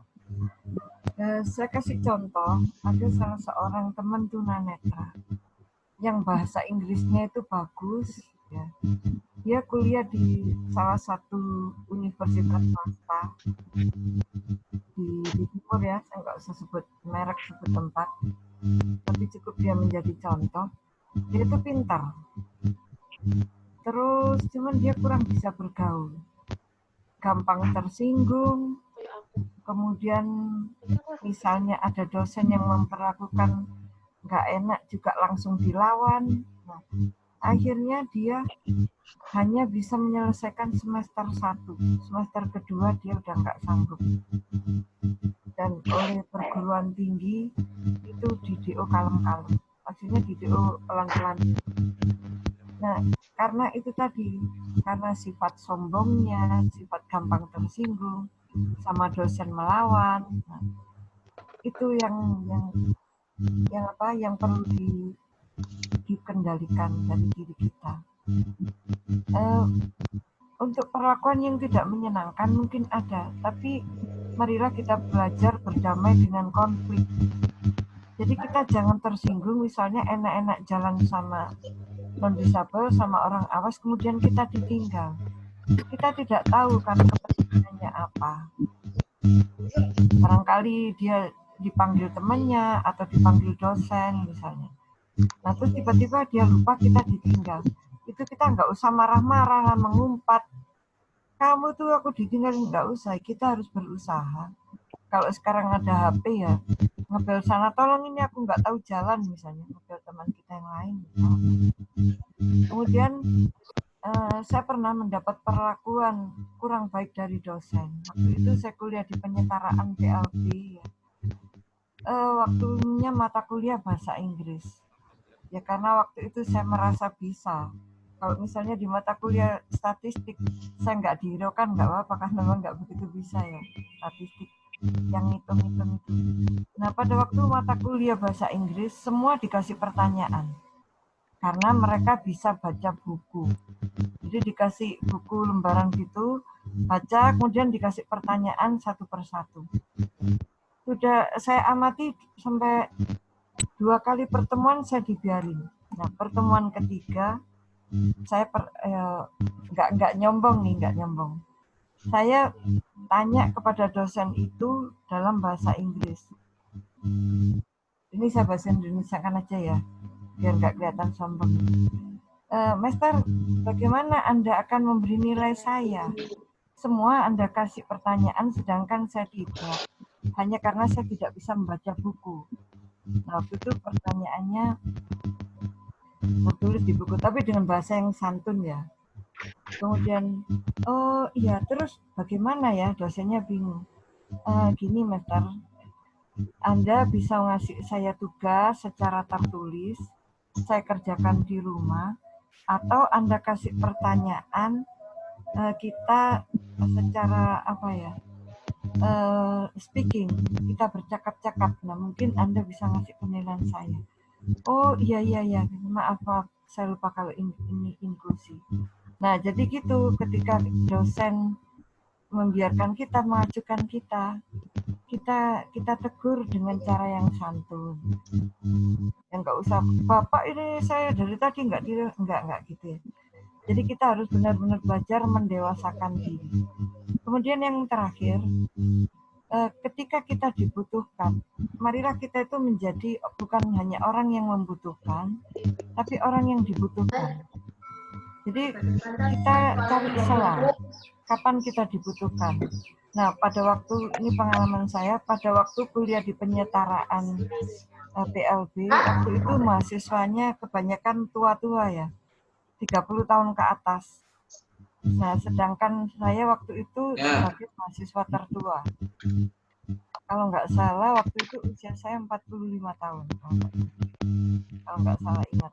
Nah, kebetulan yang bisa bahasa Inggris waktu itu, masih di mata kuliah bahasa Inggris, yang bisa bahasa Inggris dari 78 orang itu hanya 2, 1 teman dan saya.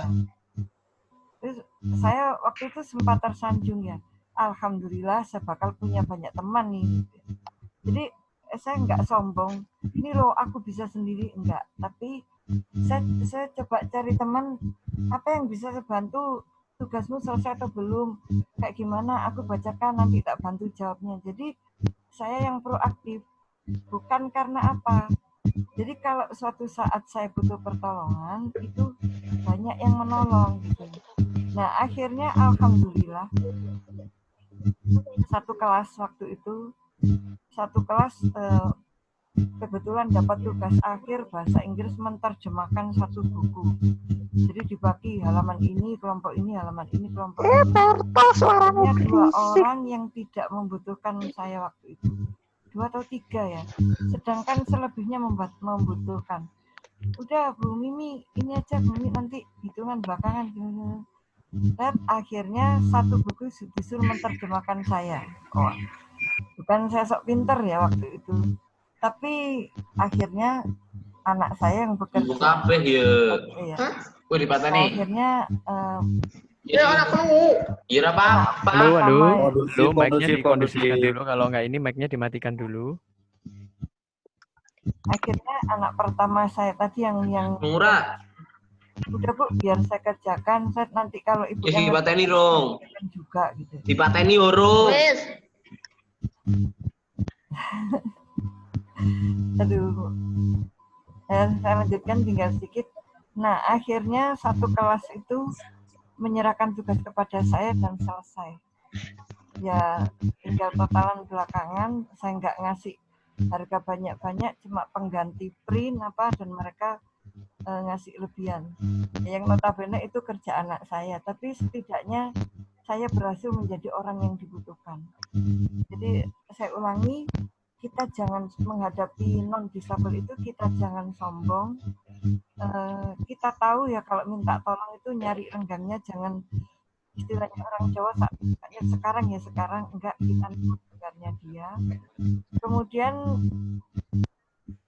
ketika kita dibutuhkan, kita jangan sok ya. Jadi jadilah kita agen disable yang baik, yang jadi rahmatan lil alamin, yang berguna bagi non disable. Demikian, ada kurang dan lebihnya mohon maaf. Mudah-mudahan salam sukses buat semuanya. Mudah-mudahan Allah merahmati kita semua. Amin. Assalamualaikum warahmatullahi wabarakatuh.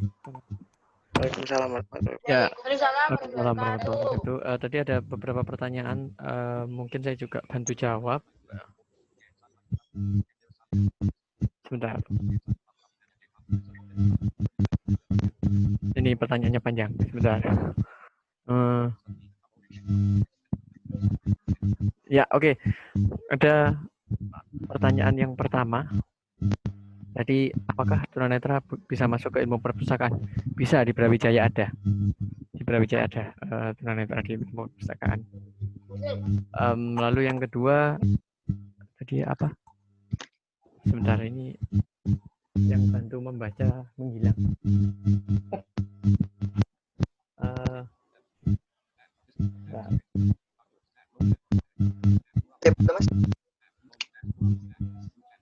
Ya, terus tadi yang mungkin tadi bisa dibantu juga jawab untuk pertanyaannya Mas Rizal yang menanyakan bagaimana kalau dia ada di persimpangan gitu ya. Jadi kalau dia mengambil jurusan A, yang lain nggak setuju.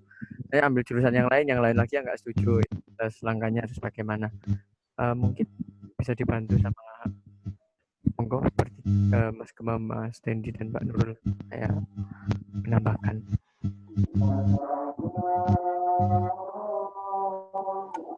Mas Wian, ada Ya. yang Mas Wian. Mike, Gimana? Mas Wian.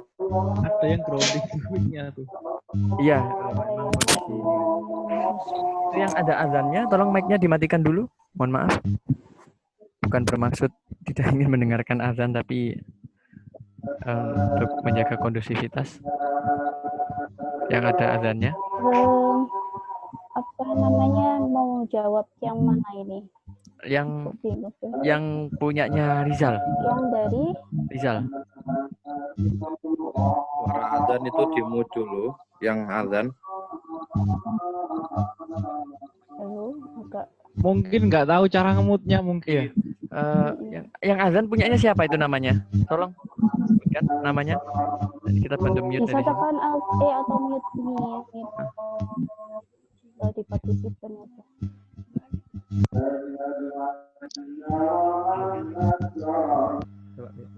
Oh ya benar, punyanya Bayu Aji Firmansyah ternyata. Yes, sudah ketemu Nggak tahu saya. caranya mungkin Mas Wian itu, Mas Wian. Sudah. Sudah saya. Dilanjut Mbak Nurul. Punyanya Rizal. Yang mana ini? Yang dijawab Yang dulu punyanya ini Nizar, Rizal. apakah semua universitas Oh, iya. di Indonesia itu Oh, iya, menerima itu juga. tunanetra? Yang ini apa yang mana dulu ini? Udah, jawab aja yang mana terserah. Yang ini dulu. Bisa ya. Ini soalnya suaranya agak putus-putus juga. Iya, yang pertama aja dijawab dulu, yang pertama. Iya, yang pertama ya Nizar ini dulu ya. Yang kalau misalkan semua universitas di Indonesia itu apakah menerima tunanetra? Jawabannya tidak semua, gitu. Terutama di universitas negeri karena banyak ada alasannya sih ya terkait dengan fasilitas sih. Tapi juga nggak menutup kemungkinan bisa menerima karena bisa juga teman-teman itu kalau memang ada yang sampai bisa lobbying, bisa negosiasi itu tapi dengan cara yang agak ini ya, yang lebih sulit pasti karena istilahnya apa itu namanya, dapat alas, buka awal gitu gimana caranya nanti akhirnya bisa diterima di situ karena untuk saat ini kampus inklusi itu lagi digaung-gaungkan karena memang ada banyak keuntungan dari mahasiswanya juga dari kampusnya inklusi ini jadi masih ada peluang yang jelas ada banyak yang saat ini ya ada banyak universitas negeri dan swasta di Indonesia yang memang sudah welcome untuk teman-teman tunanetra. Ada juga yang sudah mau menerima disabilitas tapi hanya disabilitas daksa saja itu juga ada ya dengan alasan fasilitas. Jadi kalau untuk universitas sih ya itu tadi masih ada beberapa yang bisa, ada juga yang masih menutup diri. Itu sih dari saya. Ada Mas Denny, Mas Gema yang lebih menambahkan singkat Mas Denny sama Mas Gema dari jawabannya. Yo, saya cerita aja mungkin ya. Tapi ini kampus swasta sih di Pasuruan. Itu ada dulunya dia masuk ke universitas itu. Terus kemudian ditanya rektornya, wah nggak bisa ini mas. Ya alasannya klasik, fasilitasnya belum ada. Kemudian ya lobbyingnya cuma dia bilang gini, ya saya bisa fasilitasi diri saya sendiri pak. Yang penting saya punya kesempatan untuk masuk. Itu dulu sih yang ditekankan sama dia. Mungkin itu itu bisa jadi apa ya, expertise ya, pengalaman bagi kita semua juga, misalkan kita mengalami kendala atau mungkin jejaring lagi ya kalau misalkan balik lagi nanti pasti baliknya akan ke gimana komunikasi, gimana sendiri, gimana kita berdamai dengan kesulitan yang ada. Akhirnya kuncinya di itu sih teman-teman. Jadi apapun jurusan, kecuali ya itu tadi ya, jurusan kita juga harus tahu, nggak cuman asal ngambil ini jangan aja lupa wes. searching, browsing ya, riset dulu. Ya, Jadi riset tetap itu harus paling penting tahu, kayaknya. tetap Riset harus dan pendekatan sama teman itu iya. paling penting. Ya, itu yang kuncinya sih sebetulnya. Jadi tahu gimana ininya. Setidaknya kalau kita kaget itu nggak sampai yang shock benar-benar, waduh gimana. Itu sih, Mas Bima ada tambahan? Ya, jadi saya rasa ketika kita berbicara kampus negeri itu saya rasa hampir 100% ya. Kalau saya rasa di negeri itu welcome.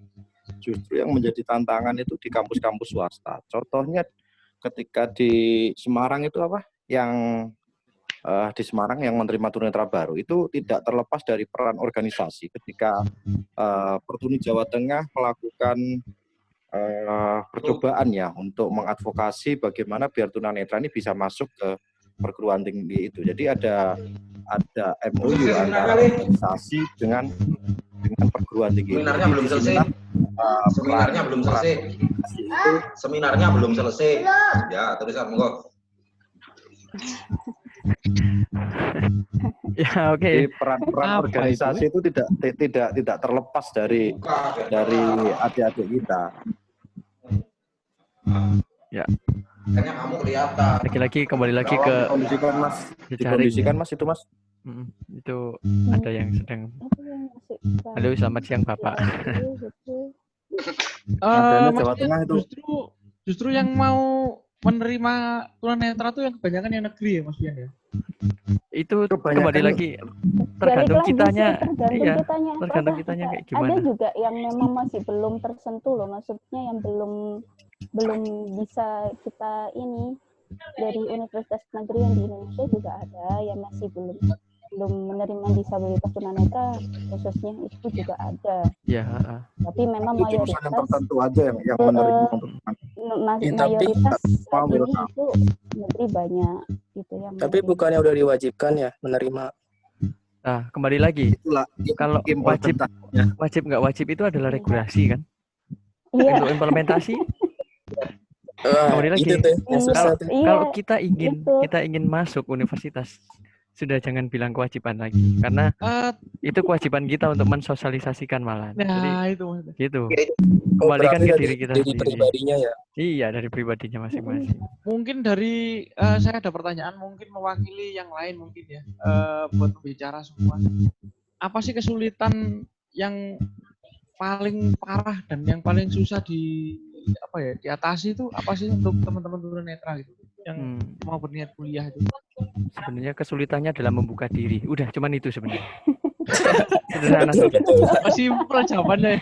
Itu sederhana saja.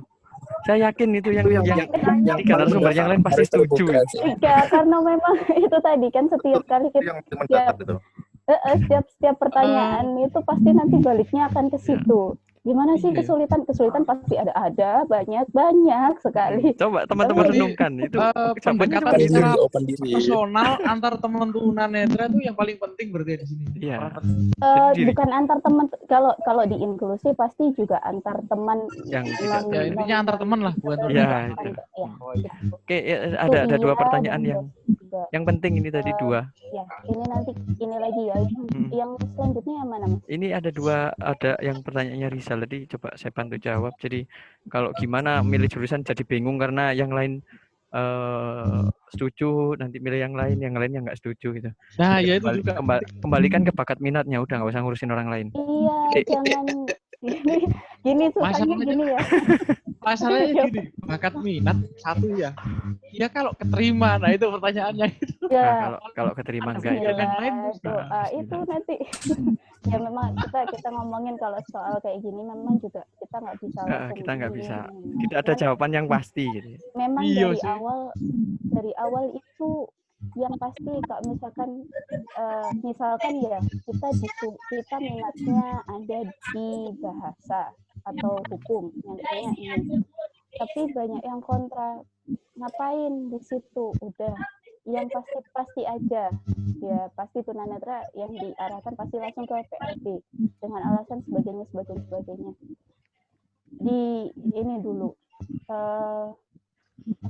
direnungi dulu, kira-kira saya masuk itu nyaman nggak ya di saya sendiri, karena yang menjalani 4 tahun itu waktu yang nggak pendek ya, 4 tahun itu 4 tahun panjang. itu yang saya bilang tadi, panjang. setiap semester itu pasti akan ada kita ketemu dengan kesulitan, dengan proses adaptasi lagi. Ya, bahkan setiap hari itu harus adaptasi ya, betul ya. Jadi setiap hari? Iya, karena komunikasi tugasnya beda, duduk sebelahnya juga beda. Pasti ada berbeda. Terus gimana teman-teman menyikapi dengan teman-temannya, gimana dosen yang di pertemuan awal tadi Bu Kasmi bilang pertemuan 1, 2 kok gini, 3 kok gini, gimana kita caranya bisa membangun itu setiap semester pasti ada. Gitu. Saya yakin teman-teman yang lain ini, yang 3 yang lain ini pasti juga ngerasain seperti itu. Yang saya tadi bilang di awal, kalau misalkan hindari nih, jangan sampai ketemu dengan hitung-hitungan, gitu, ngambil jurusannya. Tetap teman-teman nanti akan ketemu dengan hitung-hitungan di semester akhir. Pasti itu. Itu saya sudah jadi, menikmati. Jadi ya itu tadi intinya, kuncinya ya teman-teman di sharing kali ini. Ya akhirnya itu. Saya boleh menambahin dikit nggak itu? Boleh. Jurusan. Kalau bagi saya nggak apa-apa. Artinya benar kata Mas Alfian tadi, nggak usah ngurusin orang lain. Tapi begini, biasanya kan ada saran atau pertanyaan yang kita bisa collect, ya, bisa kumpulkan, sehingga itu bisa jadi referensi kita. Ya, kita bisa jawab itu mungkin ketika nanti kuliah, kan gitu. Atau mungkin kita udah lulus. Loh jawabannya. Kan gitu doang. Karena cara meyakinkan mereka. Ketidaksetujuan itu kan karena mereka nggak yakin kita akan jadi apa, ya udah. Ketidakyakinan itu jadikan keyakinan kalau kamu akan jadi sesuatu, kan gitu. Iya sih. Ya tadi ada juga yang menarik Mas Gema. Jadi tunjukkan. Dia sudah bosan bosan belajar padahal mau SBMPTN tinggal beberapa bulan lagi. Kayak ngerasa nggak ada temennya. Nah, itu tadi kembali lagi jawabannya adalah jejaring ya. Dari banyak. Bosan belajar itu wajar ya. Wajar itu naluri loh. Emosional itu pasti naik turun. Biasa kok bosan, apalagi kalau pas kayak gini nih, wah makin. Apalagi masa-masa semester tua itu malas belajar itu. Wah ya beneran itu. Kayak Cuma begini ya teman-teman. Wajar soalnya itu. Cuman begini, bosan ya cuma jangan terus-terusan. Mungkin kita bisa refreshing. Cari yang keluar kayak ngapain kayak gitu. Masalahnya nggak boleh keluar. Nggak boleh keluar Mas, mohon maaf. Oh ya telepon siapa? Telepon di rumah terus ini. Alfian, godain Alfian gitu kan. Refreshing. Kenapa jadi saya yang disebut-sebut? Ya, Mas Gema. Untuk Mas Fian dan kawan-kawan, saya mau nanya nih, gimana cara mendapatkan beasiswa secara cuma-cuma? Ibaratnya, gimana sih cara mendapatkan beasiswa? Itu cuma-cuma, Mas. Kuliah gitu. Maksudnya salah ngomong. Sorry. Ya, yang mau nanya langsung aja deh, mic-nya di open aja. Jadi tanya keceplosan kadang gitu. Ya, itu ya, siapa? gantian ya. Bentar. Salah satu. Itu tadi beasiswa, oke, nanti. Beasiswa udah. Terus apa? Siapa lagi? Silakan Mas, yang suaranya yang ngomong saya mau bertanya tadi, ya silakan bertanya. Saya mau bertanya. Iya. Bagaimana caranya menghadapi orang non difabel yang tidak respect sama kita? Ya oke, ada lagi mungkin. Ayo kita kerudukan aja jawabnya nanti.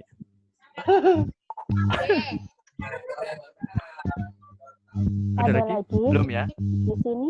Itu ketika itu sertifikat ada. Gimana? Oh, terimanya putus-putus ya? Halo ya.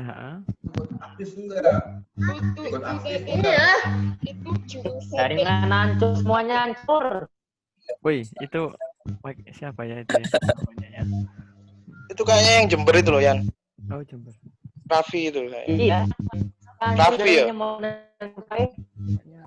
Saya bisa. Yang dari Jember kurang maksimal di chat, ada di chat. Carolina. Ini tadi udah Oh ya, Carolina tadi mau nanya apa? mau nanya apa? Soalnya Lewat aku cuman nggak link di aku ini. Iya, Carolina mana? Carolina mana? Hai Kak. Halo. Ya, mau nanya. Ya. Kamu tertib sekali Aku ya. mau sharing dulu. Kenapa? Kamu tertib Iya. sekali ya. Suruh diem mana diem. Jadi dia diam beneran.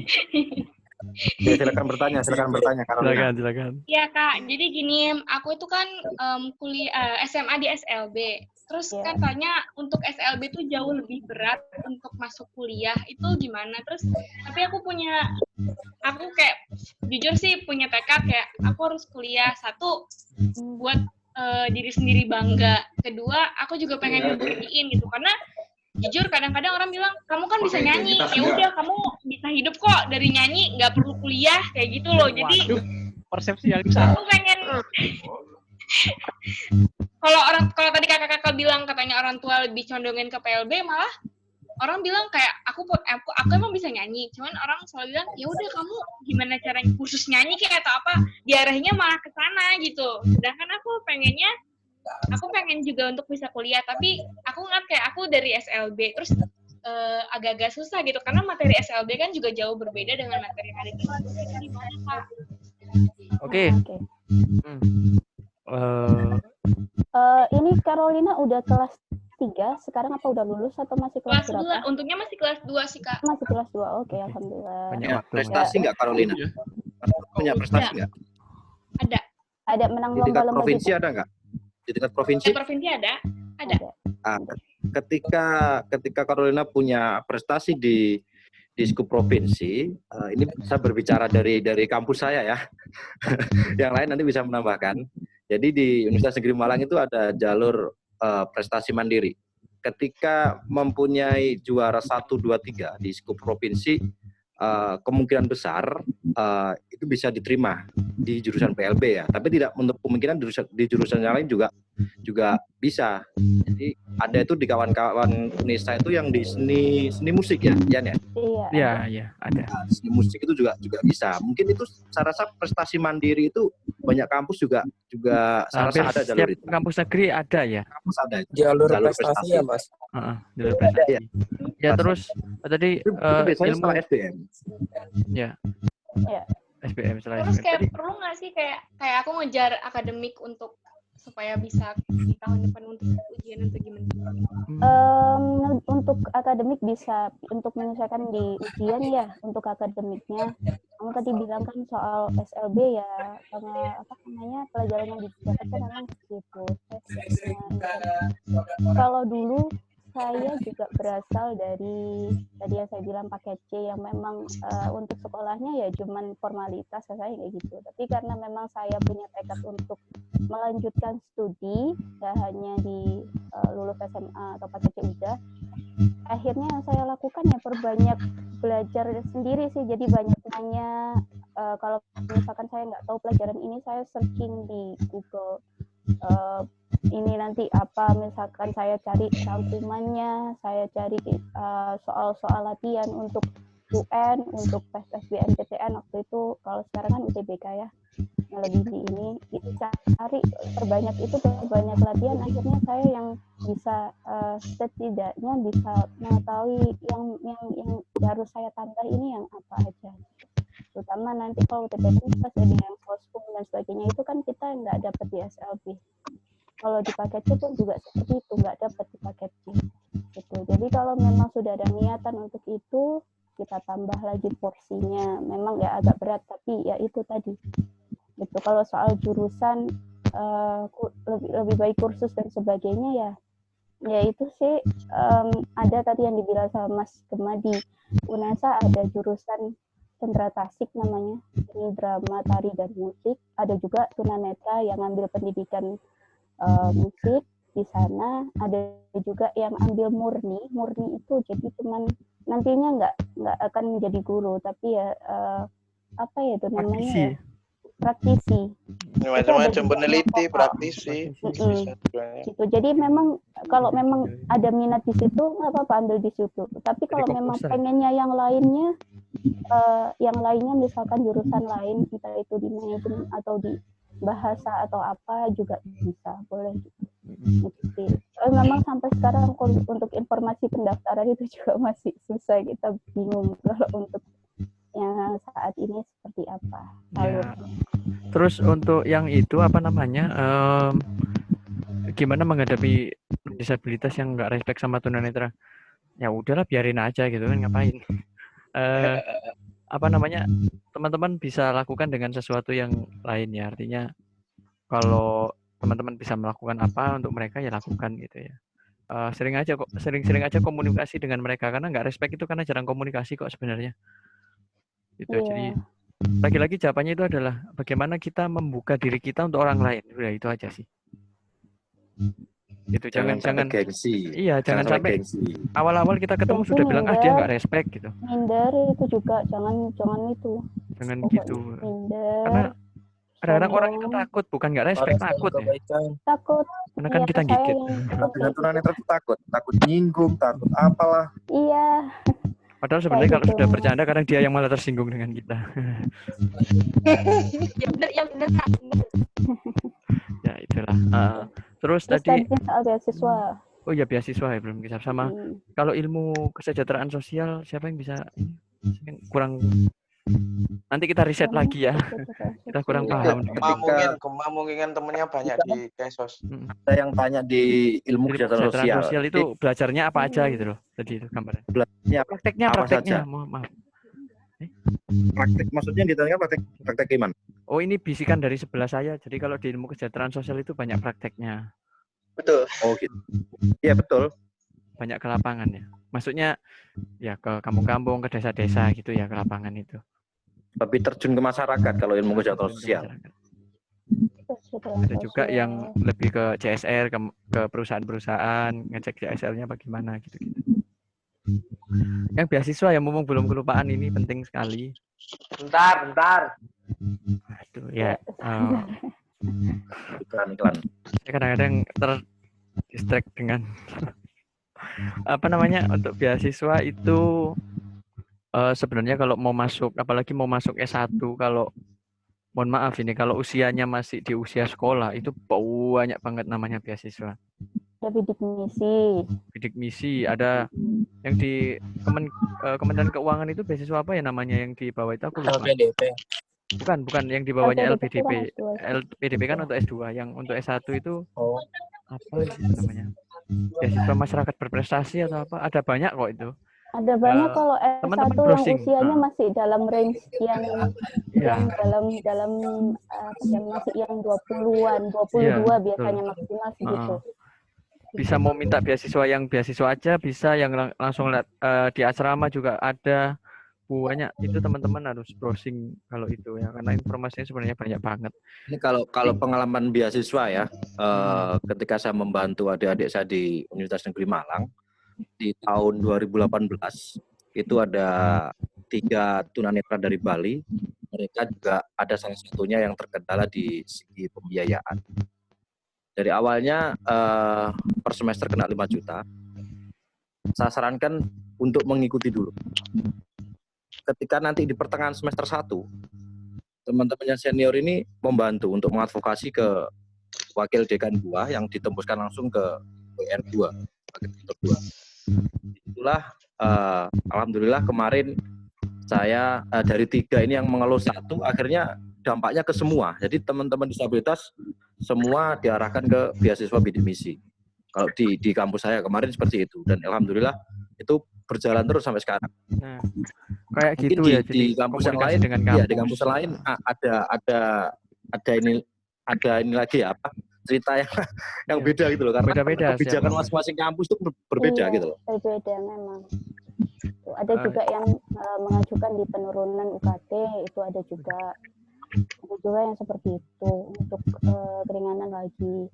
Kalau untuk bidik misi sama ini yang jadi kendala itu dari segi umur, kalau saya yang cari-cari di informasi itu ya.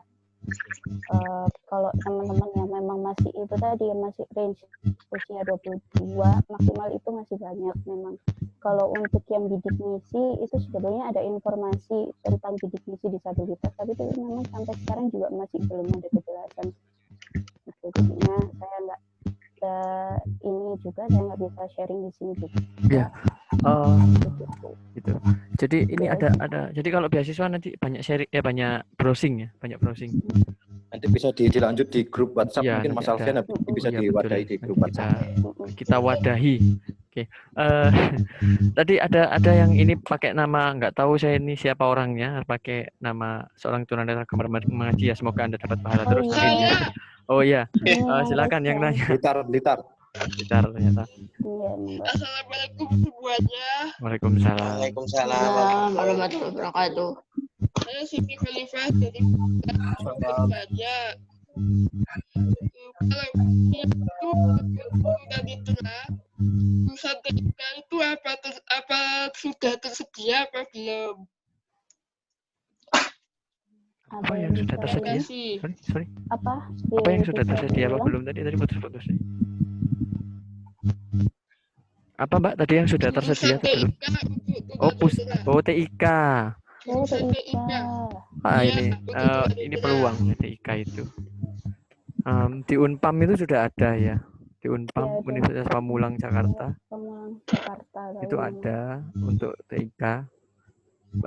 Sebenarnya itu tadi TIK nanti kembali lagi TIK yang bagaimana gitu. Itu yang harus di riset sama TIK kan. Nah itu Mbak, apa TIK itu banyak jurusannya, ada teknik jaringan komputer, ada multimedia, ada programming komputer, ada macam-macam TIK itu, ada informatika, ada. Nah tinggal nanti riset, browsing mana yang lebih sesuai sama yang diminati gitu. Mungkin yang lain? Ada lagi. Saya mau bertanya. Ya, silakan. Di UM apa ada jurusan sastra untuk anak tunanetra? Di UM. Sastra ada sastra Inggris, sastra Indonesia, sastra Arab, sastra Indonesia. Sastra Indonesia. Ada bahasa Indonesia ada. Ya udah, terima kasih. Iya, ini teman-teman yang sudah kelas 3 saatnya ini apa namanya ujian ya, milih jurusan ya, ini waktunya ya di UTBK-nya. Tadi ada Mas siapa tadi yang sudah jadi mahasiswa baru yang sudah terpilih? Saya Mas. Ya, silakan singkat saja mungkin karena waktunya juga sudah.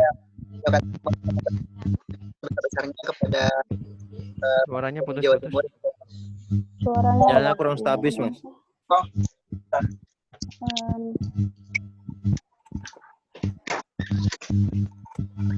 Sudah stabil, Mas. Coba ngomong agak ini. Atau ya. Oke. Sebelumnya saya mengucapkan terima kasih yang sebesar-besarnya untuk Jawa Timur yang telah melakukan selain memfasilitasi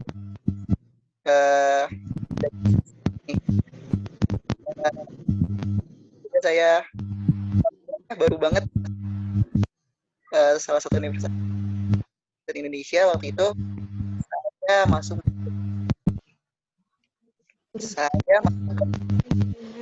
kayaknya kurang stabil. Yang nge-ground ini punyanya ini ya, karena ini barengan sama groundnya. Mungkin headsetnya bisa dilepas, ngomong langsung aja Mas kali. Iya, ini agak putus gimana suaranya? Karena kita nggak bisa mendengarkan suaranya. Atau diketik aja mungkin. Diketik aja mungkin ya. Diketik aja. Boleh. Setelah ini kita bisa ada grup WhatsApp ya, mungkin kita bisa sharing di sana. Mungkin Iya, betul. Saya bagus.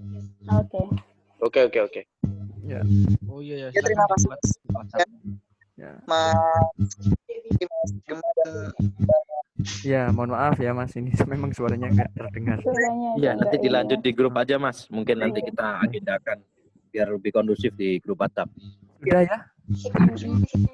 Saya kira cukup dulu.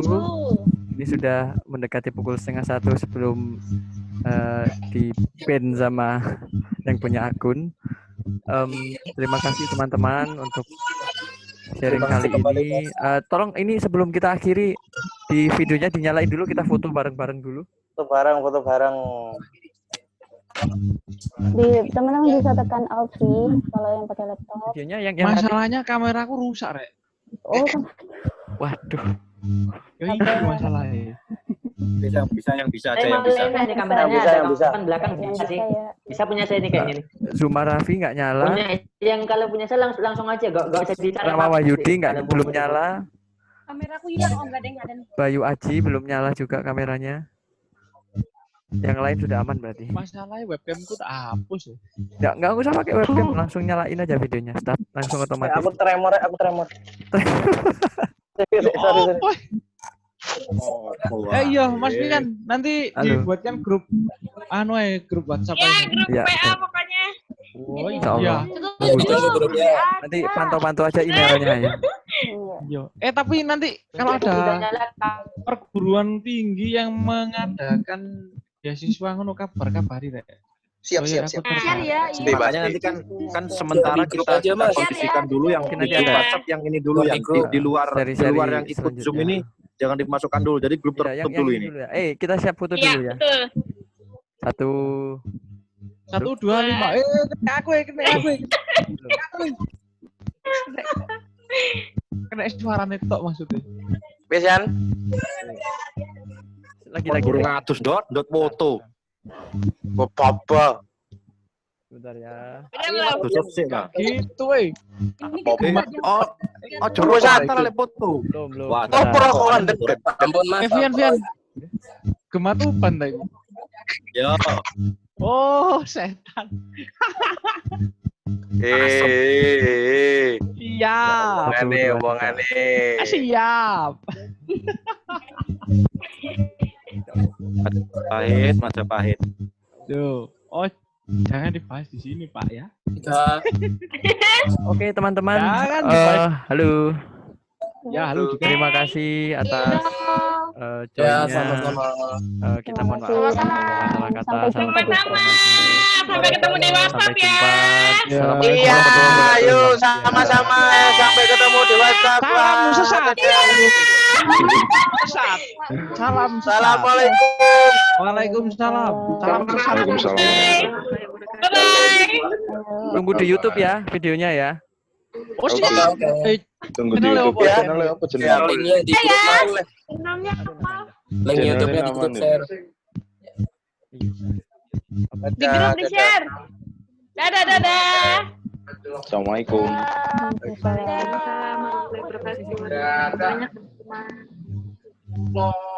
Jangan dijogo itu. Jogo. Dia kan otomatis. Karo